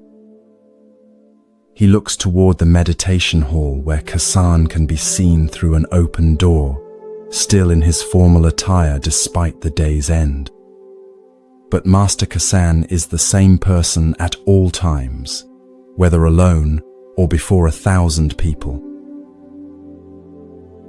But why put himself through such discomfort? Asks the youngest student. Surely Buddha's teaching doesn't require unnecessary suffering. The older student smiles. Have you noticed that despite the heat and the heavy robes, the master never complains, never mentions his discomfort, never draws attention to his sweat or seeks sympathy? He gestures toward Kasan's distant figure. The robes are heavy, yes, but he carries them lightly. That is the true teaching.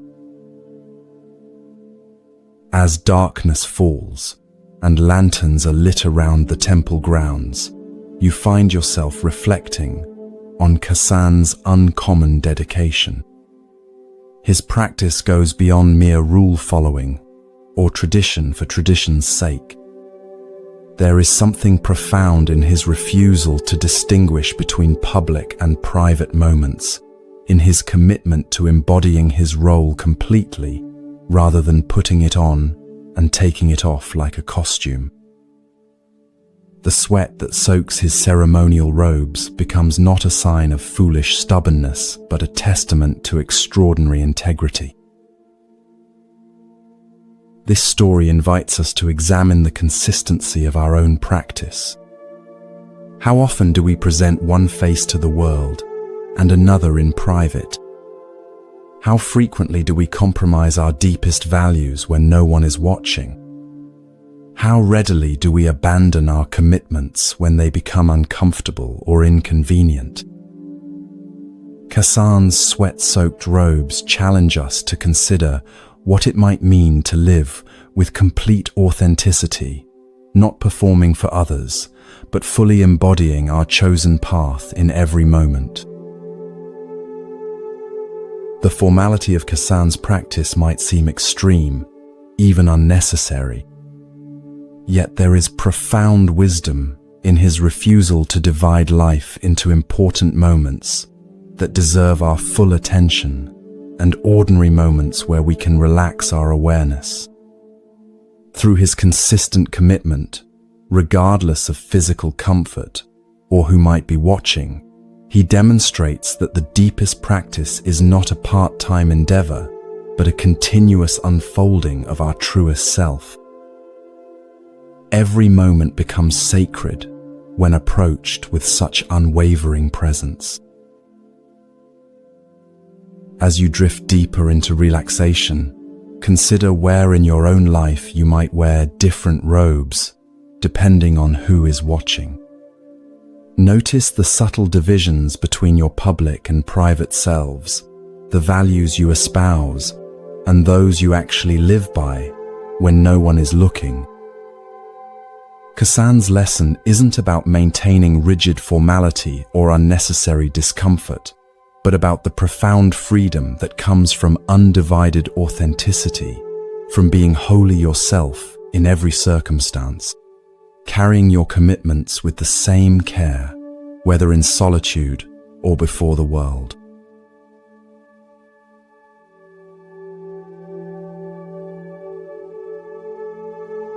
Your eyelids grow heavier as you drift further from daily concerns, your body settling into that perfect stillness where ancient wisdom can reach beyond intellect into the marrow of experience. Travel with me now through the veils of time to a Japanese countryside school, where 3 young monks are about to discover the profound gap between spiritual ambition and authentic insight.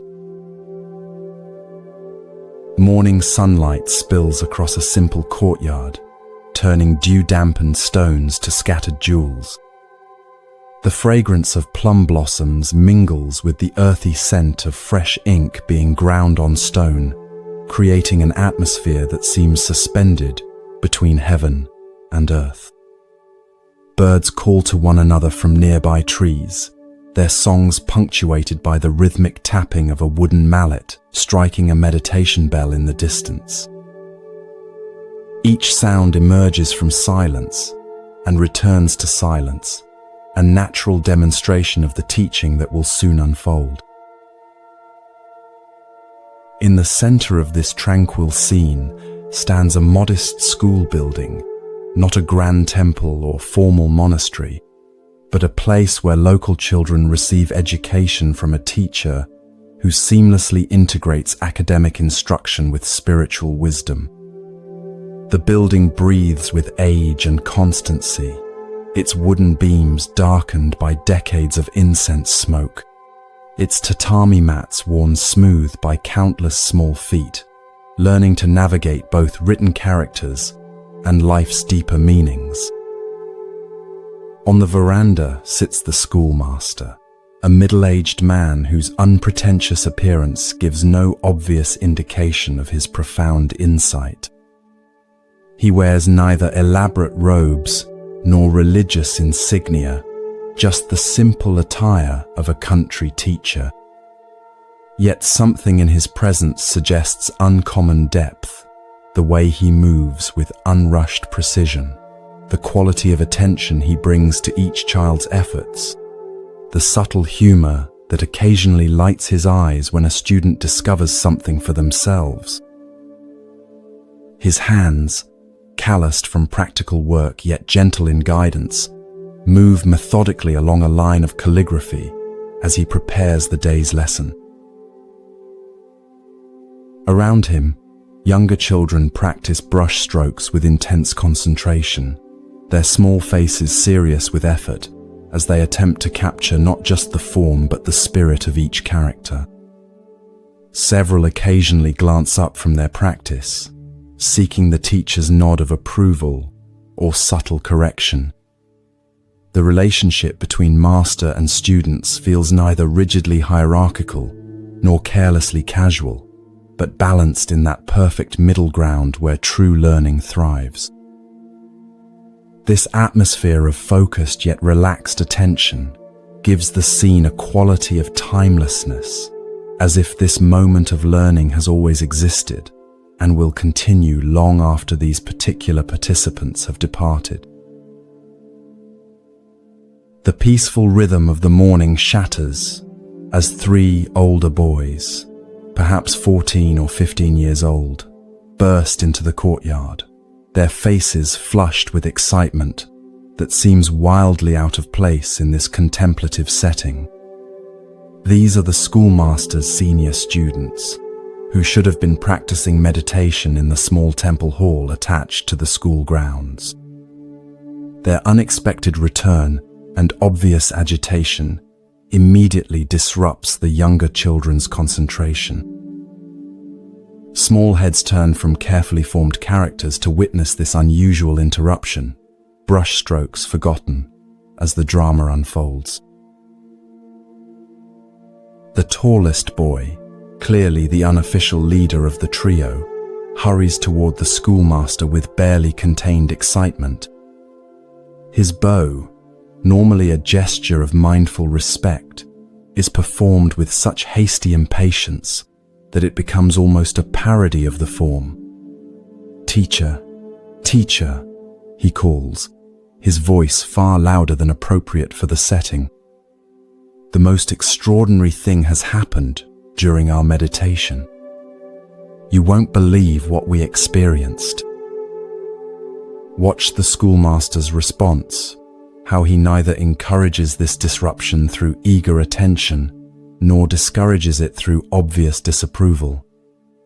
His face registers neither annoyance at the interrupted lesson, nor excitement at the boys' news. He simply turns toward them with complete presence, creating a space where whatever unfolds can be met with equanimity. "What has brought you here in such a state?" he asks, his voice modulated to gentle the excited energy the boys have introduced into the contemplative morning.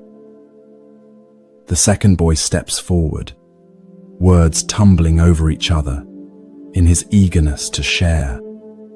"We were meditating as you instructed, focusing on the lives of the ancient sages as you taught us last week."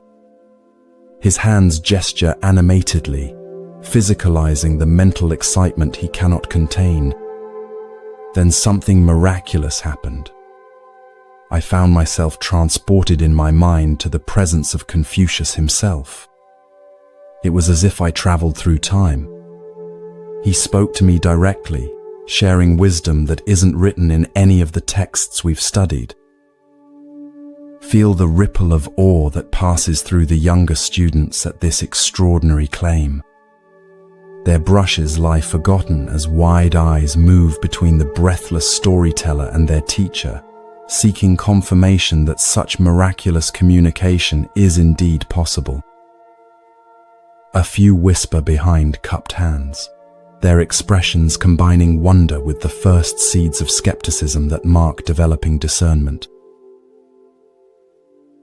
The third boy, not to be outdone, quickly adds his own supernatural encounter.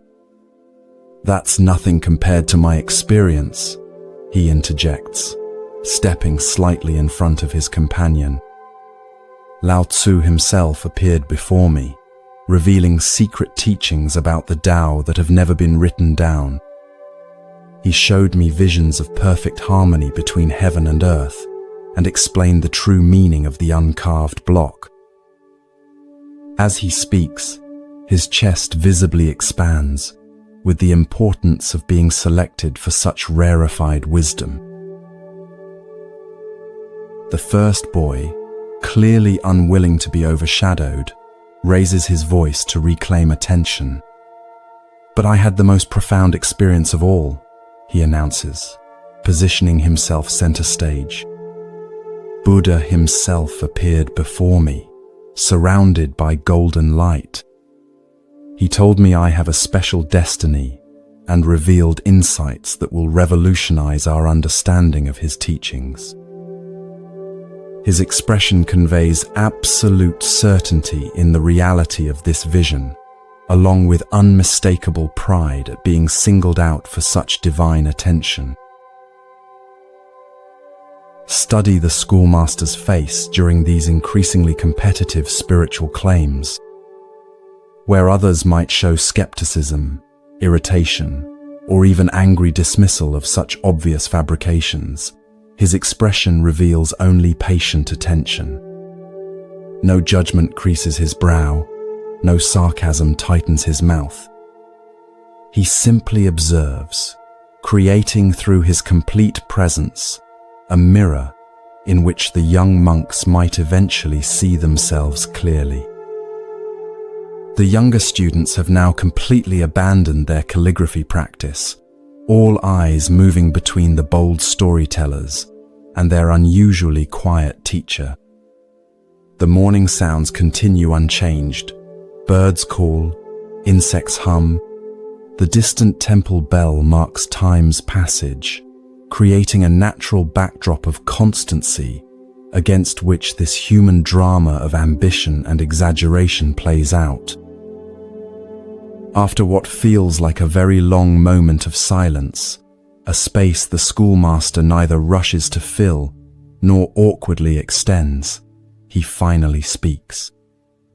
"How remarkable," he says simply, his tone neither endorsing nor dismissing these extraordinary claims.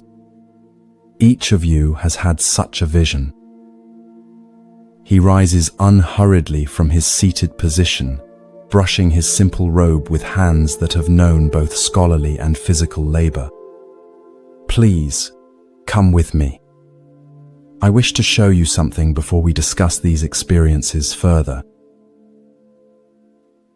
The three boys exchange glances, their earlier bravado slightly dented by this unexpected response. They had clearly anticipated either impressed amazement or perhaps skeptical questioning, reactions they had prepared for with further elaborate details. This calm redirection catches them off balance. Nevertheless, they follow the schoolmaster as he walks toward the small kitchen at the far end of the courtyard, their earlier excitement now tinged with puzzlement. Inside the modest kitchen, an elderly cook prepares the midday meal with the same meditative attention the schoolmaster brings to teaching. His gnarled hands move with surprising grace as he slices vegetables harvested that morning from the school garden. Rice steams in a large pot, filling the air with its clean, comforting aroma. The cook acknowledges the schoolmaster with a slight nod, but continues his work without interruption, embodying the principle that even the most mundane tasks contain opportunities for complete presence. The schoolmaster approaches a shelf where various containers hold kitchen staples. With deliberate movements that invite full attention, he reaches for a small ceramic jar, removes its lid, and extends it toward the three boys. "Please," he says, "each of you taste this, and tell me what you think." Observe how this simple request immediately alters the atmosphere. The boys look at each other in confusion, then at the jar containing what appears to be ordinary salt. This mundane substance seems worlds away from the exalted spiritual visions they were describing moments before. The jarring shift from transcendent claims to this prosaic reality creates a moment of cognitive dissonance that the schoolmaster allows to hang in the air, neither explaining nor apologizing for this unexpected turn. The first boy, perhaps wanting to maintain his leadership position, steps forward. He wets his finger, dips it into the jar, and brings a small amount to his mouth. His face immediately contorts in an expression of disgust that seems impossible to fake. "Ugh!" he exclaims, unable to maintain any semblance of dignity. "This is terribly bitter. It's not salt at all. It must be some kind of medicine or poison." The second boy, now more cautious after his friend's reaction, takes only the tiniest taste.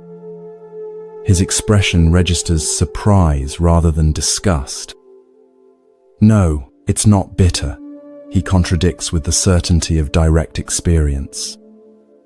"It's intensely sour, like unripe plums or vinegar." The third boy, perhaps hoping to demonstrate superior discernment, tastes the substance and nods with sage importance. "You're both wrong," he declares with authority. "It's neither bitter nor sour, but unbearably salty, much more concentrated than what we normally use in cooking."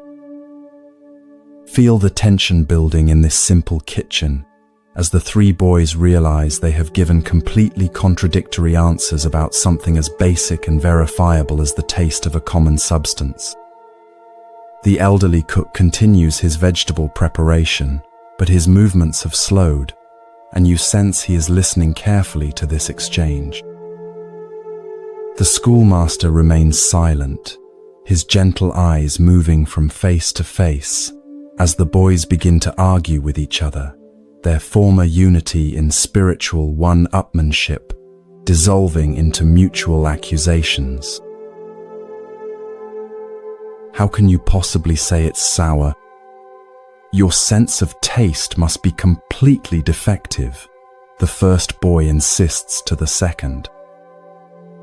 And how could you mistake salt for something bitter? The third challenges the first, his tone growing increasingly defensive. Listen to how their voices rise, their carefully constructed personas of spiritual advancement crumbling in the face of this simple disagreement about direct sensory experience.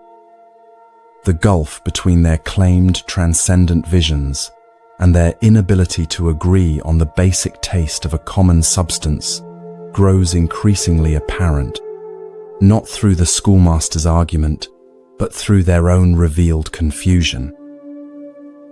As their debate becomes more heated, the schoolmaster gently places the jar back on the shelf and clears his throat softly. The boys fall silent immediately, suddenly aware of how their behavior has changed.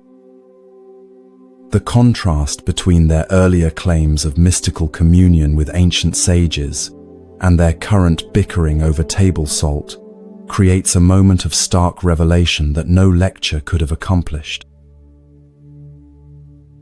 "Interesting," says the schoolmaster, his voice neither stern nor mocking but clear as still water. "The three of you cannot agree on the taste of a simple substance that you have all experienced directly, just now, with your own tongues." He allows this observation to settle before continuing. "Yet you expect me to believe that you have each accurately perceived and can now report the exact words and teachings of ancient sages who lived hundreds or thousands of years ago." The question hangs in the air like incense smoke, not accusatory but revelatory, illuminating without burning. Watch understanding dawn on the boys' faces, like sunrise over distant mountains, gradual yet inevitable. Embarrassment colors their cheeks as they realize the trap they have set for themselves. The first boy looks down at his feet. The second stares at the jar of salt, as if seeing it for the first time, and the third begins to stammer an explanation before falling into defeated silence. The elderly cook, without looking up from his vegetable chopping, allows himself the smallest of smiles, not at the boy's discomfort, but at the elegant precision of the teaching unfolding before him. His weathered hands maintain their rhythm, embodying the constancy that comes from decades of practice without pretense. The jar contains ordinary table salt, something you encounter every day. The schoolmaster continues, his tone neither angry nor mocking, but clear as mountain air. Yet pride led each of you to insist on a different experience, rather than simply acknowledging what was actually there.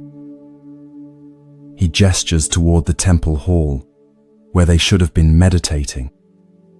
How much more might pride distort your perception of profound spiritual matters? The first boy, gathering his courage, raises his head to meet his teacher's gaze. The defensive pride has drained from his face, replaced by genuine questioning. "We didn't really see the ancient sages, did we?" he asks quietly. "What do you think?" replies the schoolmaster, neither confirming nor denying but returning responsibility for truth to the questioner himself. "We were competing with each other, admits the second boy, insight emerging through the cracks of his collapsed pretense, each telling a more impressive story than the last. The third boy sighs deeply, the sound carrying the release of a burden he hadn't known he was carrying. We wanted to seem special and wise, but we've proven ourselves to be quite the opposite. The atmosphere in the kitchen transforms. The earlier excitement has been replaced by something more valuable, genuine self-reflection. This shift carries no heaviness of shame, but rather the lightness that comes when pretense is set aside. The schoolmaster's expression softens further, and he places a hand gently on the shoulder of the nearest boy. The beginning of wisdom, he says, is learning when to be silent. He glances at the cook, who nods almost imperceptibly as he continues his work. This good man has worked in this kitchen for 40 years. He knows more about the true taste of salt than any of us, yet he did not interrupt to correct you. The schoolmaster smiles. Sometimes the wisest response is no response at all. He guides the boys back toward the courtyard, where the younger students quickly return their attention to their abandoned calligraphy. This afternoon, the schoolmaster tells the three, "You will return to the meditation hall." But this time, instead of seeking visions of ancient sages, perhaps simply count your breaths and notice what is actually present. Nothing more, nothing less. His eyes twinkle with gentle humor. I suspect this humbler practice might lead to more authentic wisdom than any impressive vision. The boys bow deeply, this time with genuine respect rather than performance, and walk quietly toward the meditation hall. As they pass the younger students, there is no boasting, no dramatic tales, only the simple dignity of having learned a valuable lesson. The schoolmaster returns to his place on the veranda, watching as his students resume their practice, the peaceful rhythm of the day restored. What makes this teaching so powerful is how it addresses a universal human tendency, our eagerness to claim special understanding or experience, particularly in spiritual matters. The boys' competitive visions represent something we all recognize, the ego's attempt to appropriate spiritual practice as an achievement rather than a path of genuine discovery.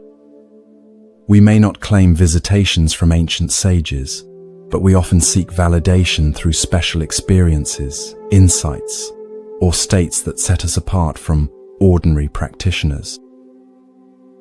The genius of the salt tasting lies in how it grounds abstract spiritual claims in immediate sensory reality. If we cannot accurately perceive and report something as simple as taste, a direct experience available to verification, how much more suspect are our claims about subtle spiritual realities?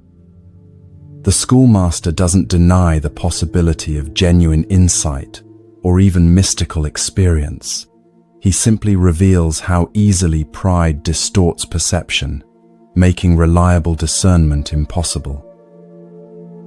Most powerful of all is the living example of the elderly cook, someone who has worked with salt daily for 40 years, yet felt no need to correct the boy's contradictory assertions.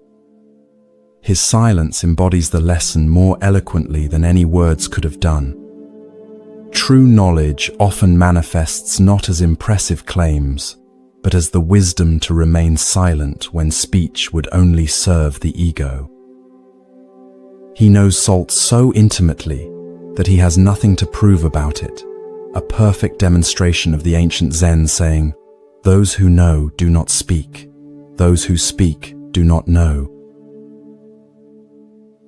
As you drift deeper towards sleep, bring gentle awareness to your own experiences of spiritual ambition. Notice how the mind seeks specialness even on the path of letting go, how easily practice can become another arena for the ego's need for recognition and distinction.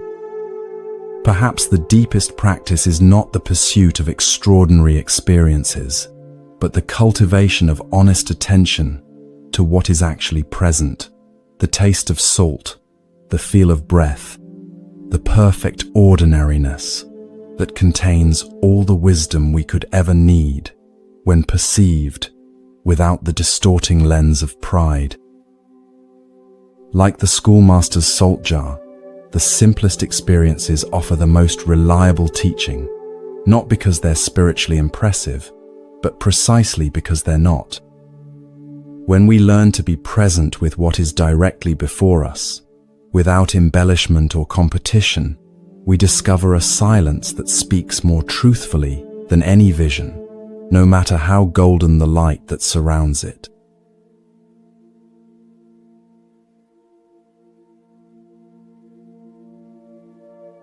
To compare your spiritual path with others, or to value extraordinary insights over simple presence.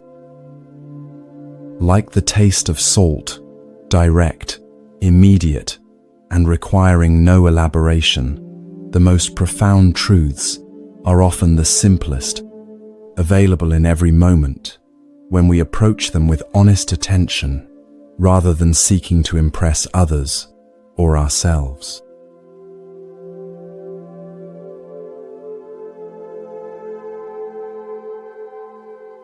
Allow yourself to sink even deeper into this peaceful state, your body growing heavier, your mind more receptive to the ancient wisdom within these stories. With each breath, you're drifting further into this twilight realm between wakefulness and sleep. Journey with me now to a mountain temple in medieval Japan, where the boundary between discipline and compassion is about to be explored in the darkest hour of night. You find yourself standing in a temple courtyard under a sky filled with stars. The moon, nearly full, casts silver light across the wooden buildings, creating sharp shadows that seem alive with mystery. The mountain air is crisp and cool, carrying the scent of pine and distant wood smoke. Somewhere in the darkness, an owl calls, a lone voice in the profound silence that blankets the sleeping temple. It is the hour when the night is deepest, when most souls are lost in dreams, but not everyone here is asleep. Through the shadows, you notice movement. A young monk emerges cautiously from the dormitory building. He glances around furtively, then moves with practiced stealth toward the eastern wall. His face, illuminated briefly by moonlight, shows both excitement and apprehension. This is Dosan, one of the younger members of this Zen community, known for his earnest practice but also for his restless spirit. Watch as he approaches the wall and retrieves a tall wooden stool hidden behind a storage shed. With swift, silent movements, he positions it against the wall, testing its stability before beginning to climb. His actions reveal that this is not his first such midnight excursion. Within moments, he has scaled the wall and disappeared over its edge, the soft thud of his landing barely audible in the night stillness. The temple returns to silence, but only briefly. From another building, smaller and set apart from the others, a door slides open with deliberate slowness. An elderly figure emerges, moving with the unhurried grace of deep experience. This is Master Sengai, the temple's abbot, renowned throughout the province for both his wisdom and his unconventional teaching methods. In the moonlight, you can see that despite his advanced age, Sengai's movements are fluid and precise.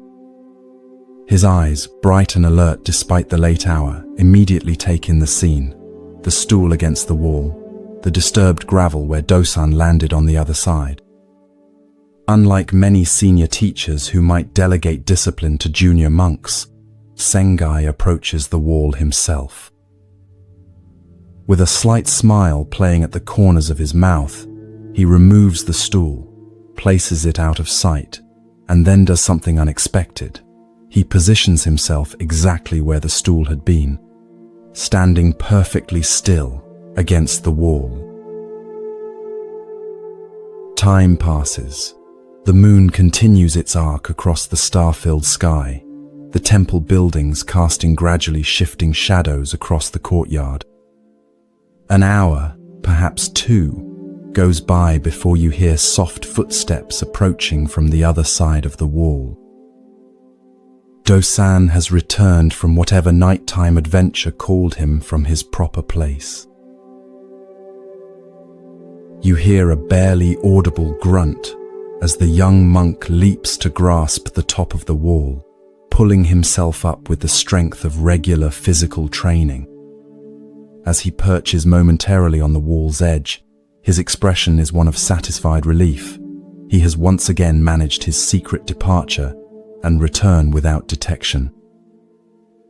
Then, looking down to where he expects to find his hidden stool, his face transforms into pure shock. In the stool's place stands Master Sengai, looking up at him with those penetrating eyes that seem to miss nothing. The young monk freezes, caught literally between the outside world and the temple, unable to retreat or advance. His face drains of color, even in the silvery moonlight.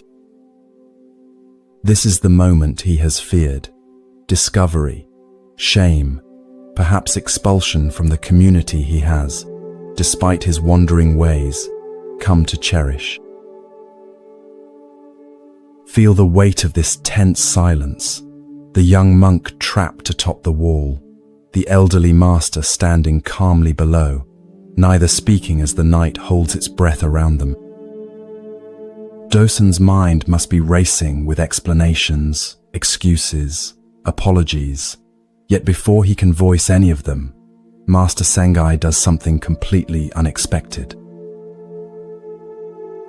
"It is very chilly in the early morning," Sengai says quietly, his voice carrying easily in the night stillness. "Be careful not to catch cold yourself." With that simple statement, neither accusation nor sermon, Sengai turns and walks back toward his quarters, leaving the stunned young monk still perched atop the wall. No punishment is announced, no lecture delivered, no demand for explanation or apology. Just that single expression of concern for the young man's well-being. After a moment of frozen disbelief, Dosan jumps down into the courtyard, landing more heavily than before, no longer concerned with stealth. His face reveals a complex mixture of emotions: relief at escaping immediate punishment, confusion at the master's unexpected response, and the first dawning of a deeper understanding. He stands there for several long moments, looking in the direction where Sengai has disappeared, then slowly makes his way back to the dormitory, his footsteps much heavier than during his earlier departure. The next evening, as twilight deepens into night, you notice Dosan sitting in meditation on the veranda of the main hall, long after the other monks have retired. His face shows the marks of someone who has slept little but thought much. As the first stars appear in the darkening sky, Master Sengai emerges from his quarters and, noticing the solitary figure, approaches without hurry. No words are exchanged as the elderly teacher sits beside his troubled student. Finally, Dosan breaks the silence. his voice barely above a whisper. "Master, I have broken the temple rules. I have left without permission many times to visit the town. Why did you not punish me?" Feel the genuine confusion in his question, how sometimes compassion can be more destabilizing than harsh discipline when we believe we deserve punishment. Sengai doesn't immediately answer, allowing the question to hang in the evening air. "Tell me," he finally says, "what did you seek in the town that you could not find within these walls?" Dosan looks down at his hands.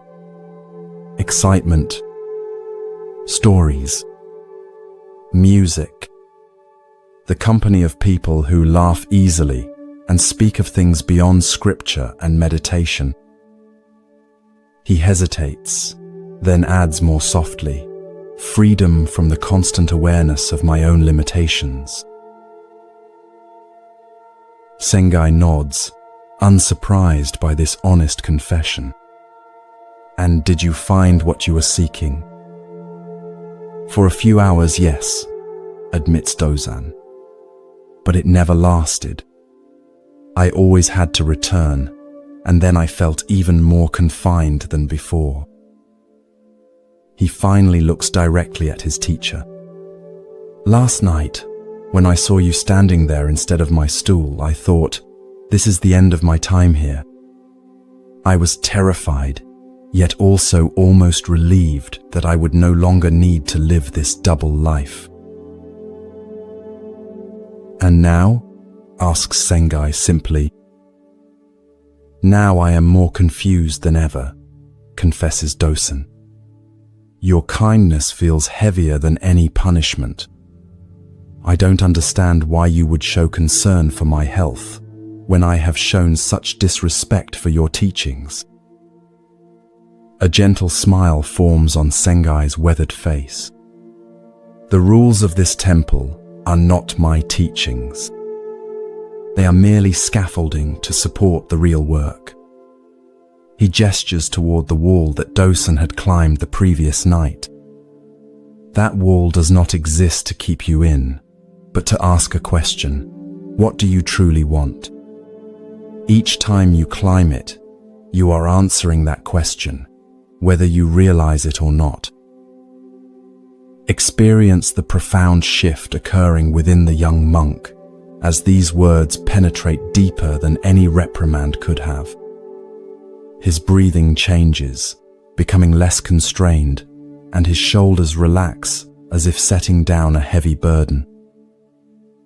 "I've been answering the question wrongly," he says slowly, "believing that freedom lay outside rather than within."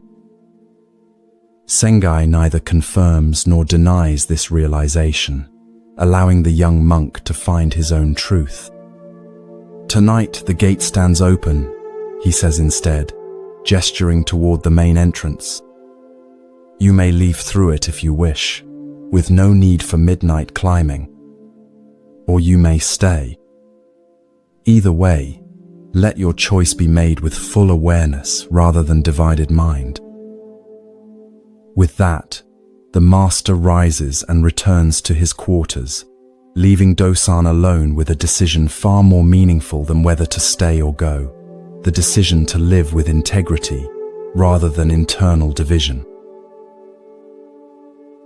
As night fully embraces the temple, you observe Dosan rise from the veranda and walk, not toward the open gate, but toward the meditation hall, where he enters and assumes the posture of zazen. His face now holds a new quality, not the forced concentration of one trying to escape himself through discipline, but the natural attention of someone who has glimpsed a more authentic kind of freedom. The midnight excursions never resume, not because the wall has become higher, but because the questions that drove them have been transformed through compassionate understanding rather than rigid enforcement. This story reveals the subtle wisdom of Sengai's approach to discipline. Rather than meeting transgression with punishment, which often only strengthens resistance, he created space for genuine self-reflection. His unexpected compassion forced Dozan to confront the deeper questions beneath his behavior. Instead of externally imposing rules, Sengai invited the young monk to discover his own authentic commitment.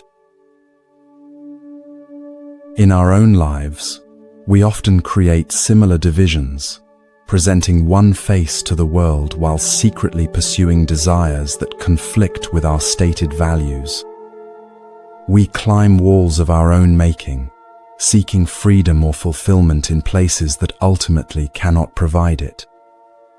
Like Dosan, we may find that what we're truly seeking is not outside ourselves, but in the integrity that comes from aligning our actions with our deepest values. As you drift deeper into relaxation, consider where you might be living with such division, where you might be climbing walls at midnight rather than walking through the open gate of honest self-examination. Notice how exhausting this double life can be, and how much energy is freed when we bring our hidden longings into the light of awareness. The most profound freedom, this story suggests, comes not from escaping our commitments, but from engaging them with our whole being, no longer divided against ourselves, but present and integrated in each choice we make.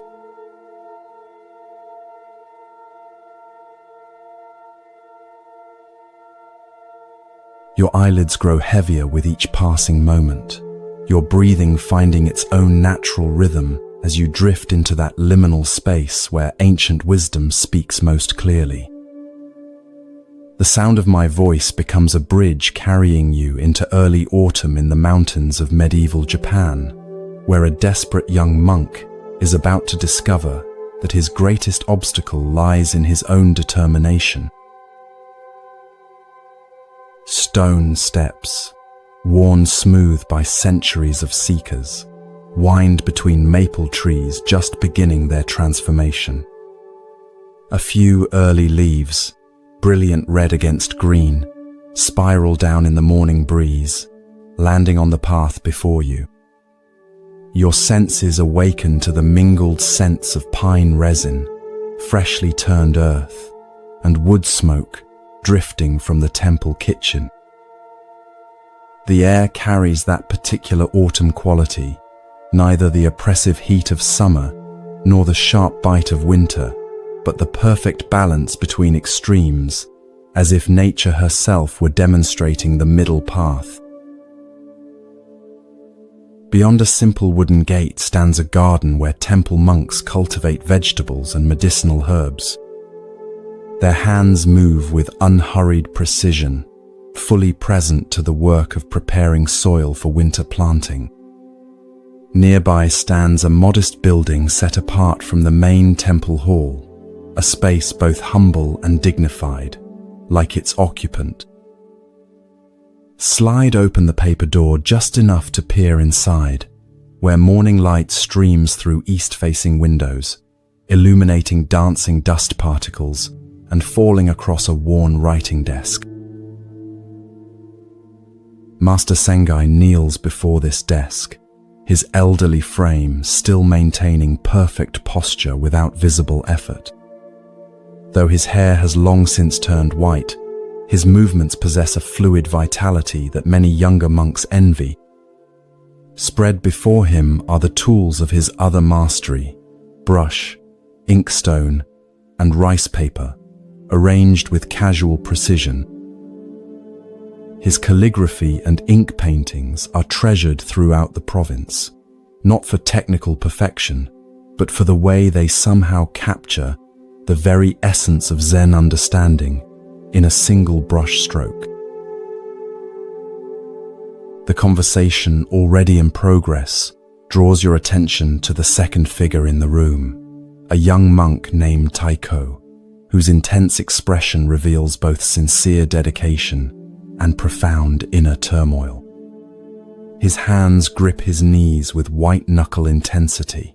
His entire body, a study in barely contained desperation. Even his meditation posture, technically correct, betrays the strain of someone forcing himself toward enlightenment through sheer determination. "Master," he pleads, his voice tight with frustration. "I have been practicing for 3 years without missing a single day. I sit in meditation from the midnight hour until sunset, eating only once at midday. I have memorized the sutras down to the last character and recite them during every waking moment, not devoted to zazen." His words tumble out with the urgency of someone drowning, desperate for rescue. "I have even taken to sleeping sitting upright against the wall so that awareness never fully ceases, yet still enlightenment eludes me." The physical toll of these extreme practices shows clearly in his appearance: the hollow cheeks, the shadows beneath his eyes, the slight tremor in his hands. His monk's robe, always meticulously clean, hangs loose on a frame grown too thin. Yet beneath the exhaustion burns an intensity that refuses to surrender, a determination that has become its own form of attachment. "And what has this rigorous practice brought you?" Sengai asks, his voice carrying neither criticism nor praise, just genuine curiosity. "Exhaustion," Taiko admits, the word itself seeming to deepen the lines on his young face. "Pain in my body that never ceases. A mind that grows more agitated rather than less. The harder I struggle toward perfect stillness, the more violently my thoughts seem to rebel." His shoulders slump slightly in momentary defeat, then righteousness flares again. "Perhaps I am still not trying hard enough. Should I reduce my sleep further? Fast more strictly?" Feel the painful irony in this question, how his very striving for liberation has become a new form of bondage, how the pursuit of freedom through extreme discipline has created its own suffering. Sengai studies the young monk with eyes that miss nothing, taking in both the fierce commitment and the fundamental misunderstanding it contains. Without speaking, the master turns to his writing desk and selects a brush. Your attention is drawn to his hands, neither fragile with age nor rigidly controlled, but moving with the natural precision that comes from decades of practice, transformed into spontaneous expression. He prepares the ink with unhurried circular motions, the subtle rasp of ink stick against stone, creating a hypnotic rhythm that seems to calm the charged atmosphere of the small room. Taiko watches, momentarily distracted from his spiritual crisis by the simple beauty of these preparatory movements. Something in the master's complete absorption in this ordinary task draws the young monk partially out of his own turmoil and into the present moment. As black liquid pools in the stone's well, Sengai prepares a sheet of rice paper with a single smooth motion that speaks of countless repetitions, refined into effortless mastery. The moment the brush touches paper, you sense a gathering of energy, not the forced intensity of someone trying to create something impressive, but the natural concentration of someone fully united with their action. In a single fluid gesture, Sengai draws his brush across the paper, not in complex calligraphy or elaborate illustration, but in a single horizontal line. This line, you notice, contains surprising life. It begins thin at the left edge, gradually thickens as it crosses the center of the page, where the brush pressed more fully into the paper, then tapers again as it approaches the right margin. Though appearing simple, almost elementary, the line pulses with a vitality that purely technical perfection could never achieve. It somehow embodies both structure and freedom, discipline and spontaneity in a single gesture across empty space. Sengai sets his brush down and slides the paper toward Taiko without comment. The young monk stares at it, clearly expecting something more elaborate, perhaps sacred calligraphy or one of the master's famous Zen circle paintings. "A line, master?" he says finally, unable to hide his confusion. "Just a single brush stroke?" His furrowed brow reveals his struggle to connect this elementary mark with his profound spiritual crisis. "Look more closely," Sengai suggests, his tone neither commanding nor pleading, but inviting deeper attention. Watch as Taiko leans forward, studying the line with growing concentration, as if it might contain some hidden message, visible only through intense scrutiny. "It begins thin," he observes hesitantly, grows thicker in the middle, then becomes thin again at the end. Sengai nods, the slight crinkling around his eyes suggesting satisfaction with this simple observation. "The Dharma of the middle way," he says, the familiar teaching suddenly made visible rather than merely intellectual. Not too tight, not too loose, like tuning the string of an instrument. Too tight, and it breaks under the strain. Too loose, and it makes no music. He points to the right end of the line where it tapers to almost nothing. "Your practice has become like this end, so extreme that it barely exists, so tight it may snap at any moment." His finger moves to the opposite end. "Before your extraordinary efforts, perhaps you were too casual, like this other end, so loose and undefined that no resonance could emerge." Finally, his finger rests on the fullest part of the line, where the brush made its most complete contact with the paper. The Buddha discovered the middle way only after trying both extremes and finding that neither led to awakening. Feel the atmosphere shift as understanding begins to dawn in Taiko's exhausted face. The simple visual demonstration reaches him in a way that no amount of verbal instruction could have done. The abstract concept of middle way suddenly made tangible through this living line traced in ink. His breathing visibly changes, becoming less constrained, and his death grip on his knees gradually eases. "But master," he says, genuine puzzlement in his voice, "without intense effort, how will I ever break through to enlightenment? Surely dedication and discipline are necessary for advancement on the path." "Consider your breath," responds Sengai, not dismissing the question but redirecting it toward direct experience. "What happens when you try to control it completely, forcing it to be deeper or slower or perfectly even?" Taiko closes his eyes briefly, experimenting with this internal control.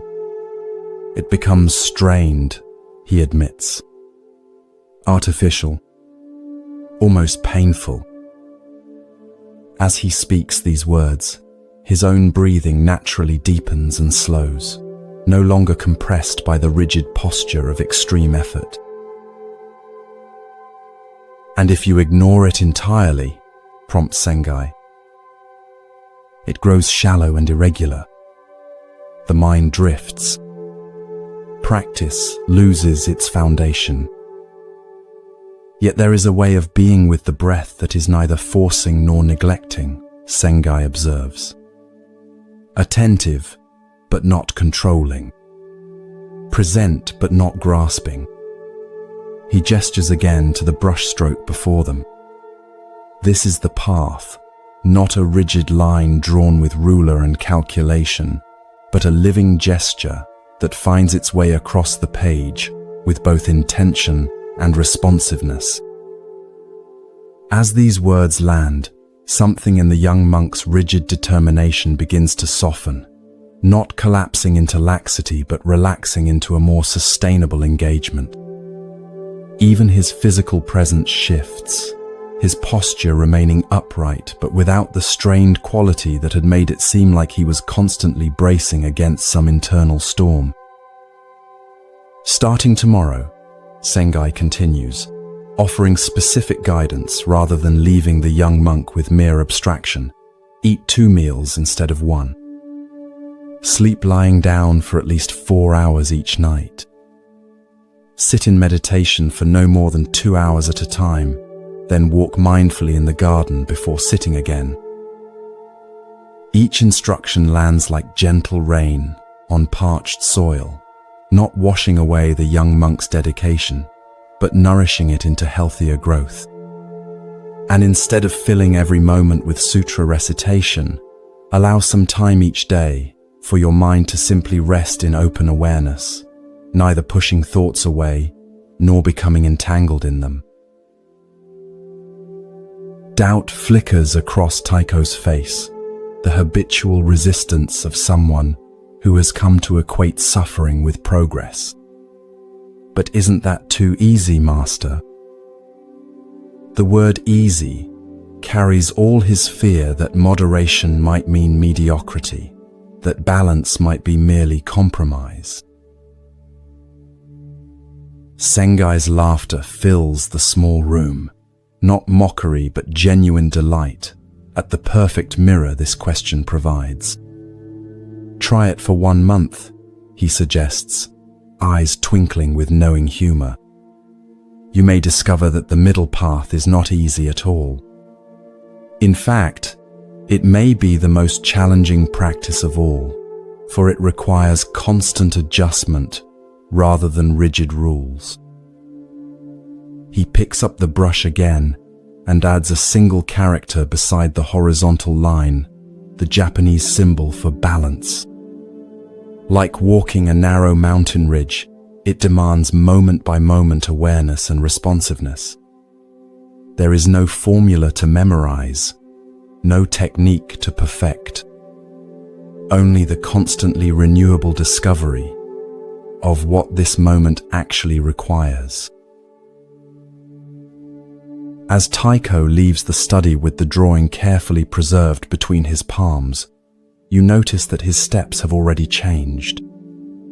Neither the driven pace of someone racing toward enlightenment, nor the sluggish movement of defeat, but something more integrated, a rhythm that honors both the urgency of awakening and the patience required for genuine transformation.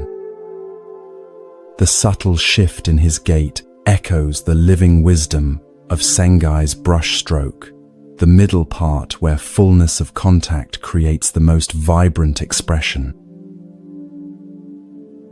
What makes this seemingly simple teaching so profound is how it challenges our either or thinking. We oscillate between extremes, periods of intense spiritual striving followed by collapse and neglect, rigid self-discipline followed by rebellion and abandonment. We drive ourselves mercilessly toward burnout, then wonder why our practice cannot be sustained. Or we dabble casually in meditation, then feel frustrated by lack of progress. Like Taiko, we may believe that awakening requires extraordinary measures, pushing ourselves beyond reasonable limits in pursuit of breakthrough experiences. Sengai's brush offers a different vision, not a compromise between extremes, but a dynamic balance that responds intelligently to changing conditions. The perfect tension in a violin string varies with temperature, humidity, and the music being played. It cannot be set once and forgotten, but must be continuously adjusted by a sensitive hand. So too with our practice, which requires not rigid formulas, but constant attunement to what supports rather than hinders genuine growth. Tonight, as you drift towards sleep, notice where your own tendencies toward extremes might be creating unnecessary suffering. Perhaps you drive yourself relentlessly in some area of life, mistaking exhaustion for progress. Or maybe you've abandoned practices that once nourished you because maintaining perfect consistency seemed impossible. Sengai's brushstroke invites you to consider a third way, neither pushing beyond sustainable limits nor giving up entirely, but finding the sweet spot where effort and ease complement rather than oppose each other. Like the breath that continues whether you control it or ignore it, this middle way has always been available, not as a dramatic breakthrough, but as the natural rhythm that sustains life itself. Your body already knows this wisdom. Your heart neither races continuously nor stops between beats, but finds the perfect pace for each moment's needs.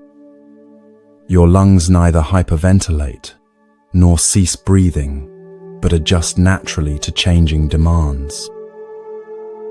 These organic systems have been practicing the middle path since your first breath, showing by example what the young monk had to learn through exhaustion and a master's simple brushstroke, that harmony emerges not from unyielding rigidity or formless abandon, but from the dynamic balance that dances between them.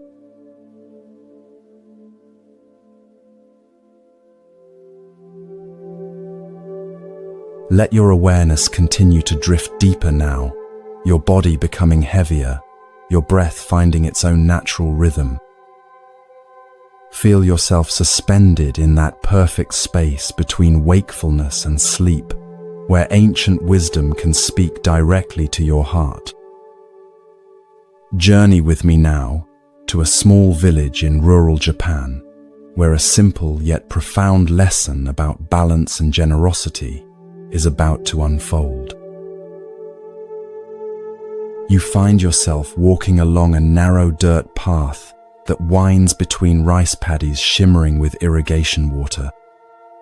The late afternoon sun casts long shadows across the landscape, turning the surface of the paddies into mirrors that reflect the surrounding mountains and drifting clouds. A gentle breeze carries the earthy scent of fertile soil and the sweet fragrance of wildflowers blooming along the path's edge. Ahead lies a humble village, a cluster of wooden houses with thatched roofs, smoke rising from cooking fires as the day begins to wane. As you approach the outskirts of the village, you notice a man standing at the intersection of two paths, his posture conveying both weariness and worry. His clothes mark him as a farmer, simple, practical garments worn smooth from years of labor in the fields. His weathered hands and sun-darkened face speak of a life spent working outdoors, yet it is not physical exhaustion that troubles him now, but something deeper. This is Takeo, a respected member of the village known for his diligence and kindness. He seems to be waiting for someone, repeatedly looking down the path that leads to the small temple situated on a gentle rise at the edge of the village.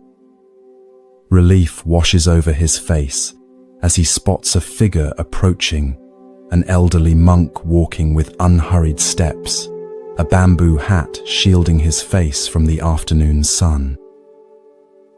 This is Master Mokusen, the temple's abbot, whose wisdom and compassion have earned him the trust of villagers for miles around.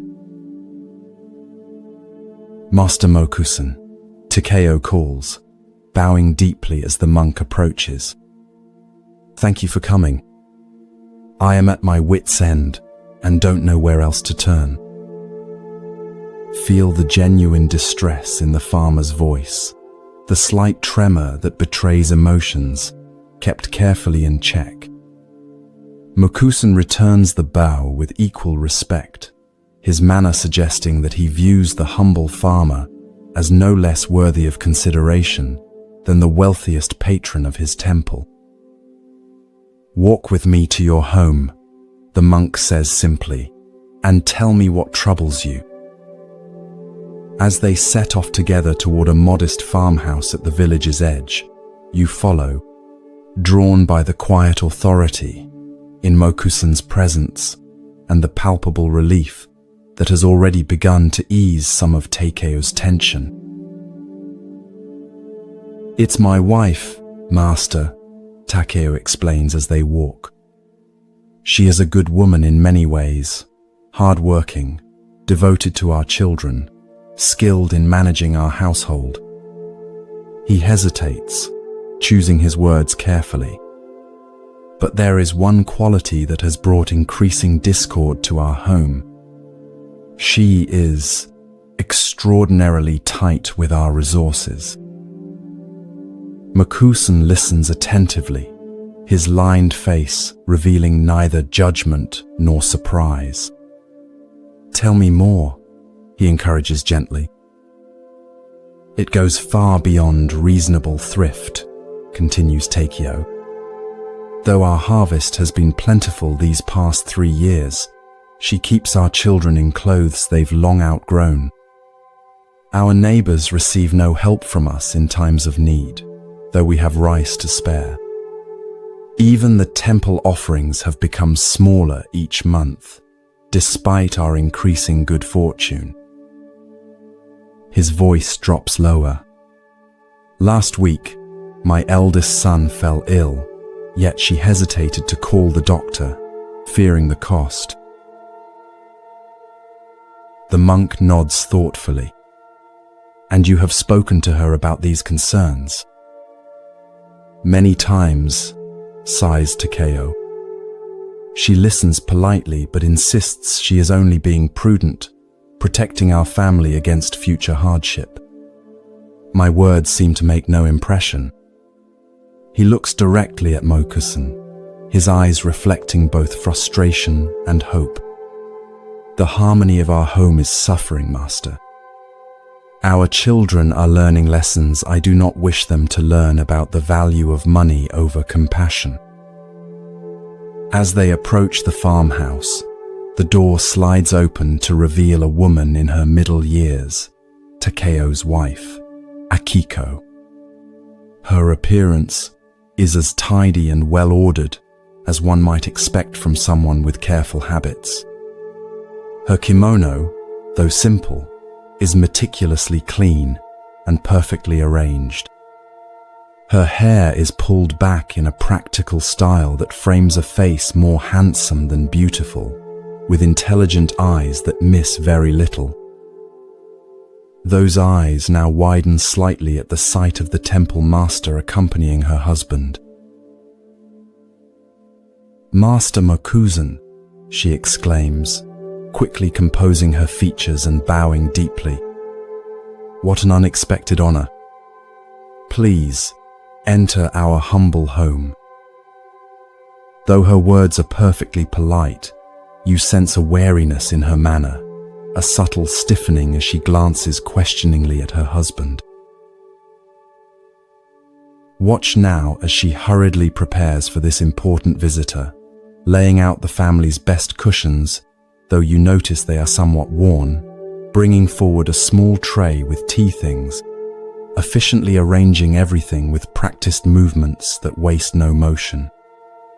Her hands, you observe, are strong and capable, not delicate like a noblewoman's, but beautiful in their own way, testifying to years of skilled work managing her household. Yet there is something tight in her movements, as if she holds herself in careful check at all times. When she serves the tea, you notice how precisely she measures the leaves, not a single flake more than necessary, though not so little as to appear inhospitable. The portion is exactly correct for proper hospitality, but without the slightest excess that generosity might suggest. This small action seems to confirm her husband's assessment. Here is someone whose sense of calculation has overtaken the joy of giving. Mokusan accepts the tea with a gracious nod, taking a small sip before setting the cup down carefully.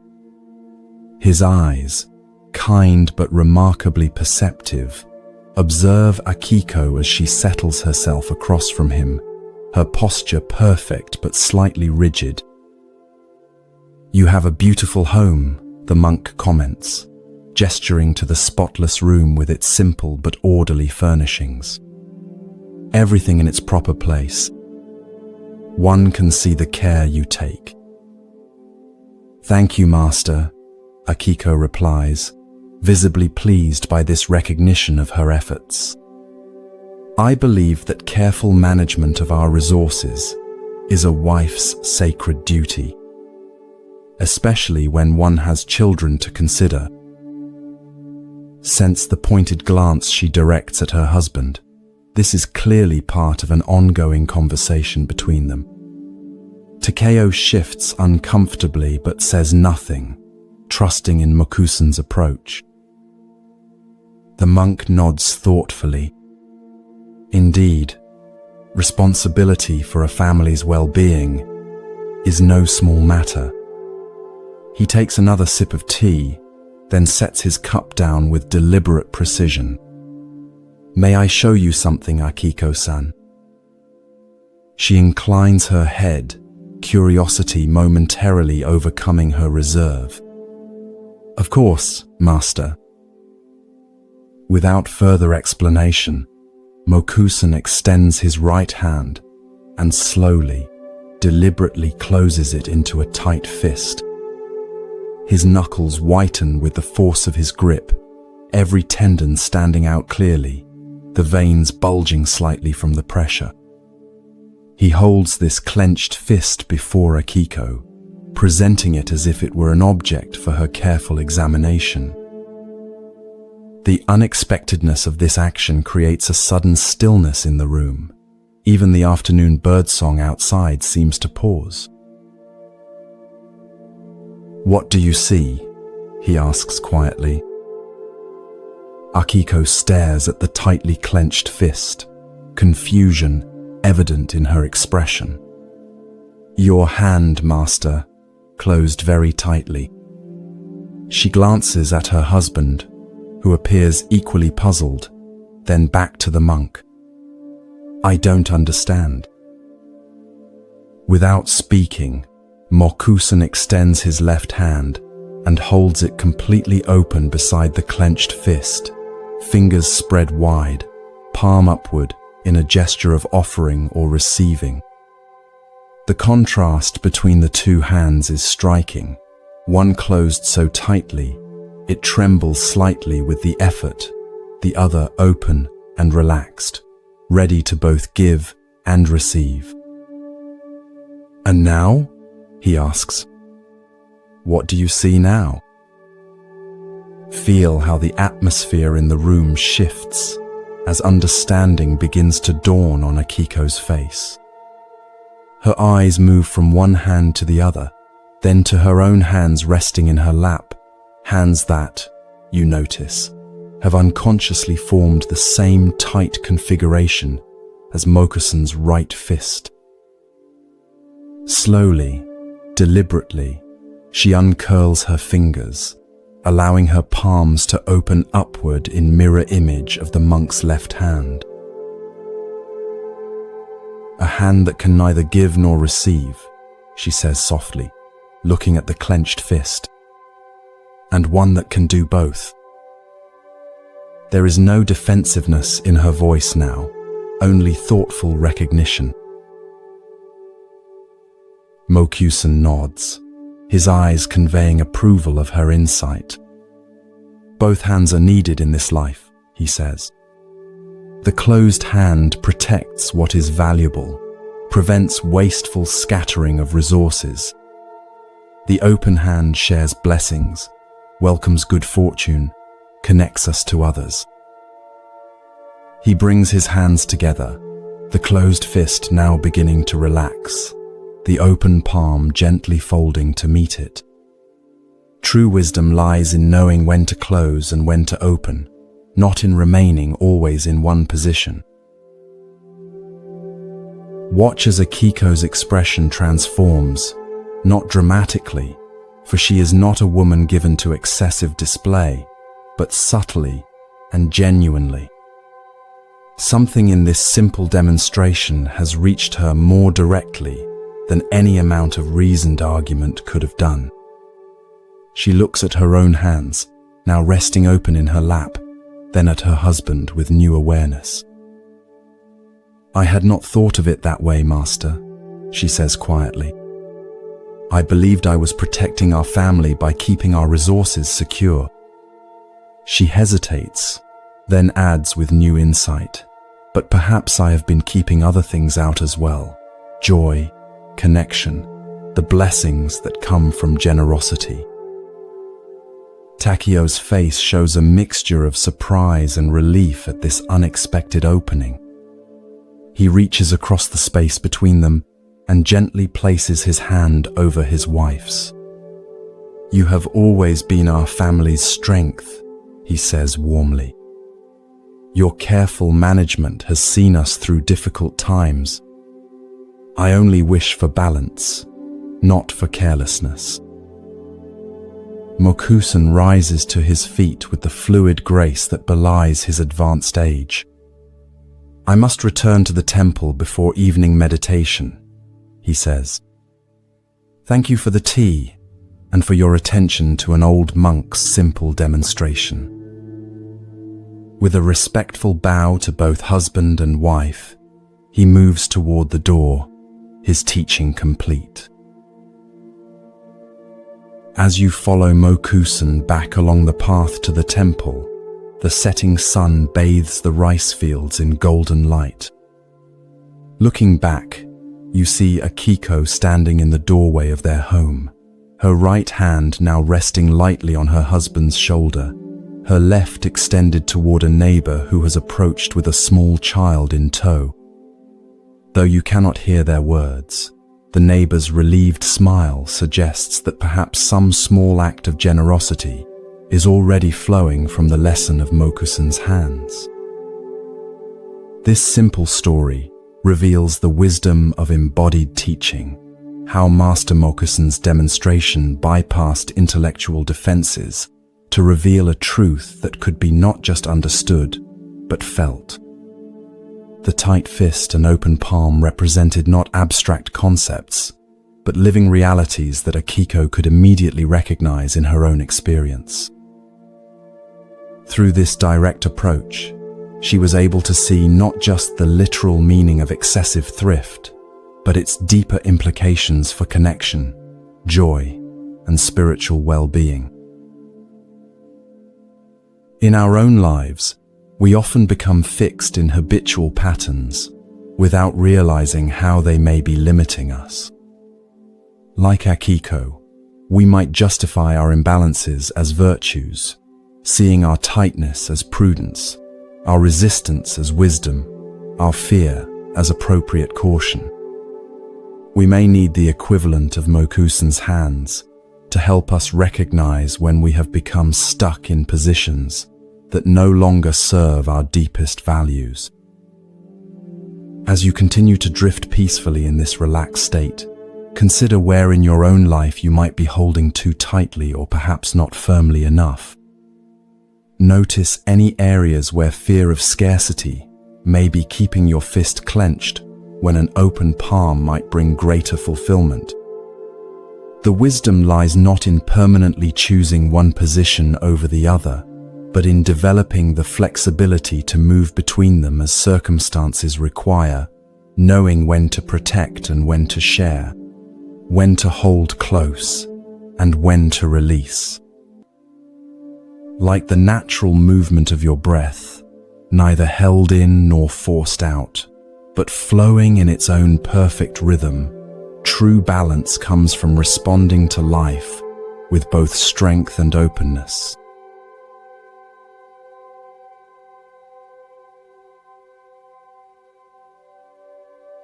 As these ancient stories settle into your consciousness, remember that wisdom often comes not through complex philosophies, but through the simplest gestures: a fan in winter, salt on the tongue, the moon reflected in well water, or Makusan's open and closed hands. The masters we've met tonight understood that true teaching reaches beyond intellect to touch our lived experience. In your own life, notice where you might be holding on too tightly, like Akiko's clenched fist, perhaps to possessions, beliefs, or even spiritual concepts. Then consider where you might benefit from more structure and containment, like Mokuzan's closed hand protecting what's valuable. The wisdom isn't in choosing one state permanently, but in knowing when each is appropriate. As you drift towards sleep, imagine your own hands resting gently in your lap, neither grasping nor rejecting, simply present. Feel how this balanced awareness extends beyond your hands to your breath, your thoughts, your entire being. The Buddha's path is ultimately this middle way, not extreme asceticism nor mindless indulgence, but the wisdom to move fluidly between openness and focus, as each moment requires. From all of us at Moon Mind Temple, we wish you restful sleep and awakened living. May these ancient teachings continue to illuminate your path long after this night has passed. Remember that the greatest temple is the one you carry within, your own clear awareness, reflecting the moon of wisdom perfectly, just as you are. Thank you for joining us on this journey through the heart of Zen. Until we meet again, may you walk the middle path with hands that know when to open and when to close, with a heart that burns like fire while your eyes remain as cool as dead ashes. Good night, and may all beings be at peace.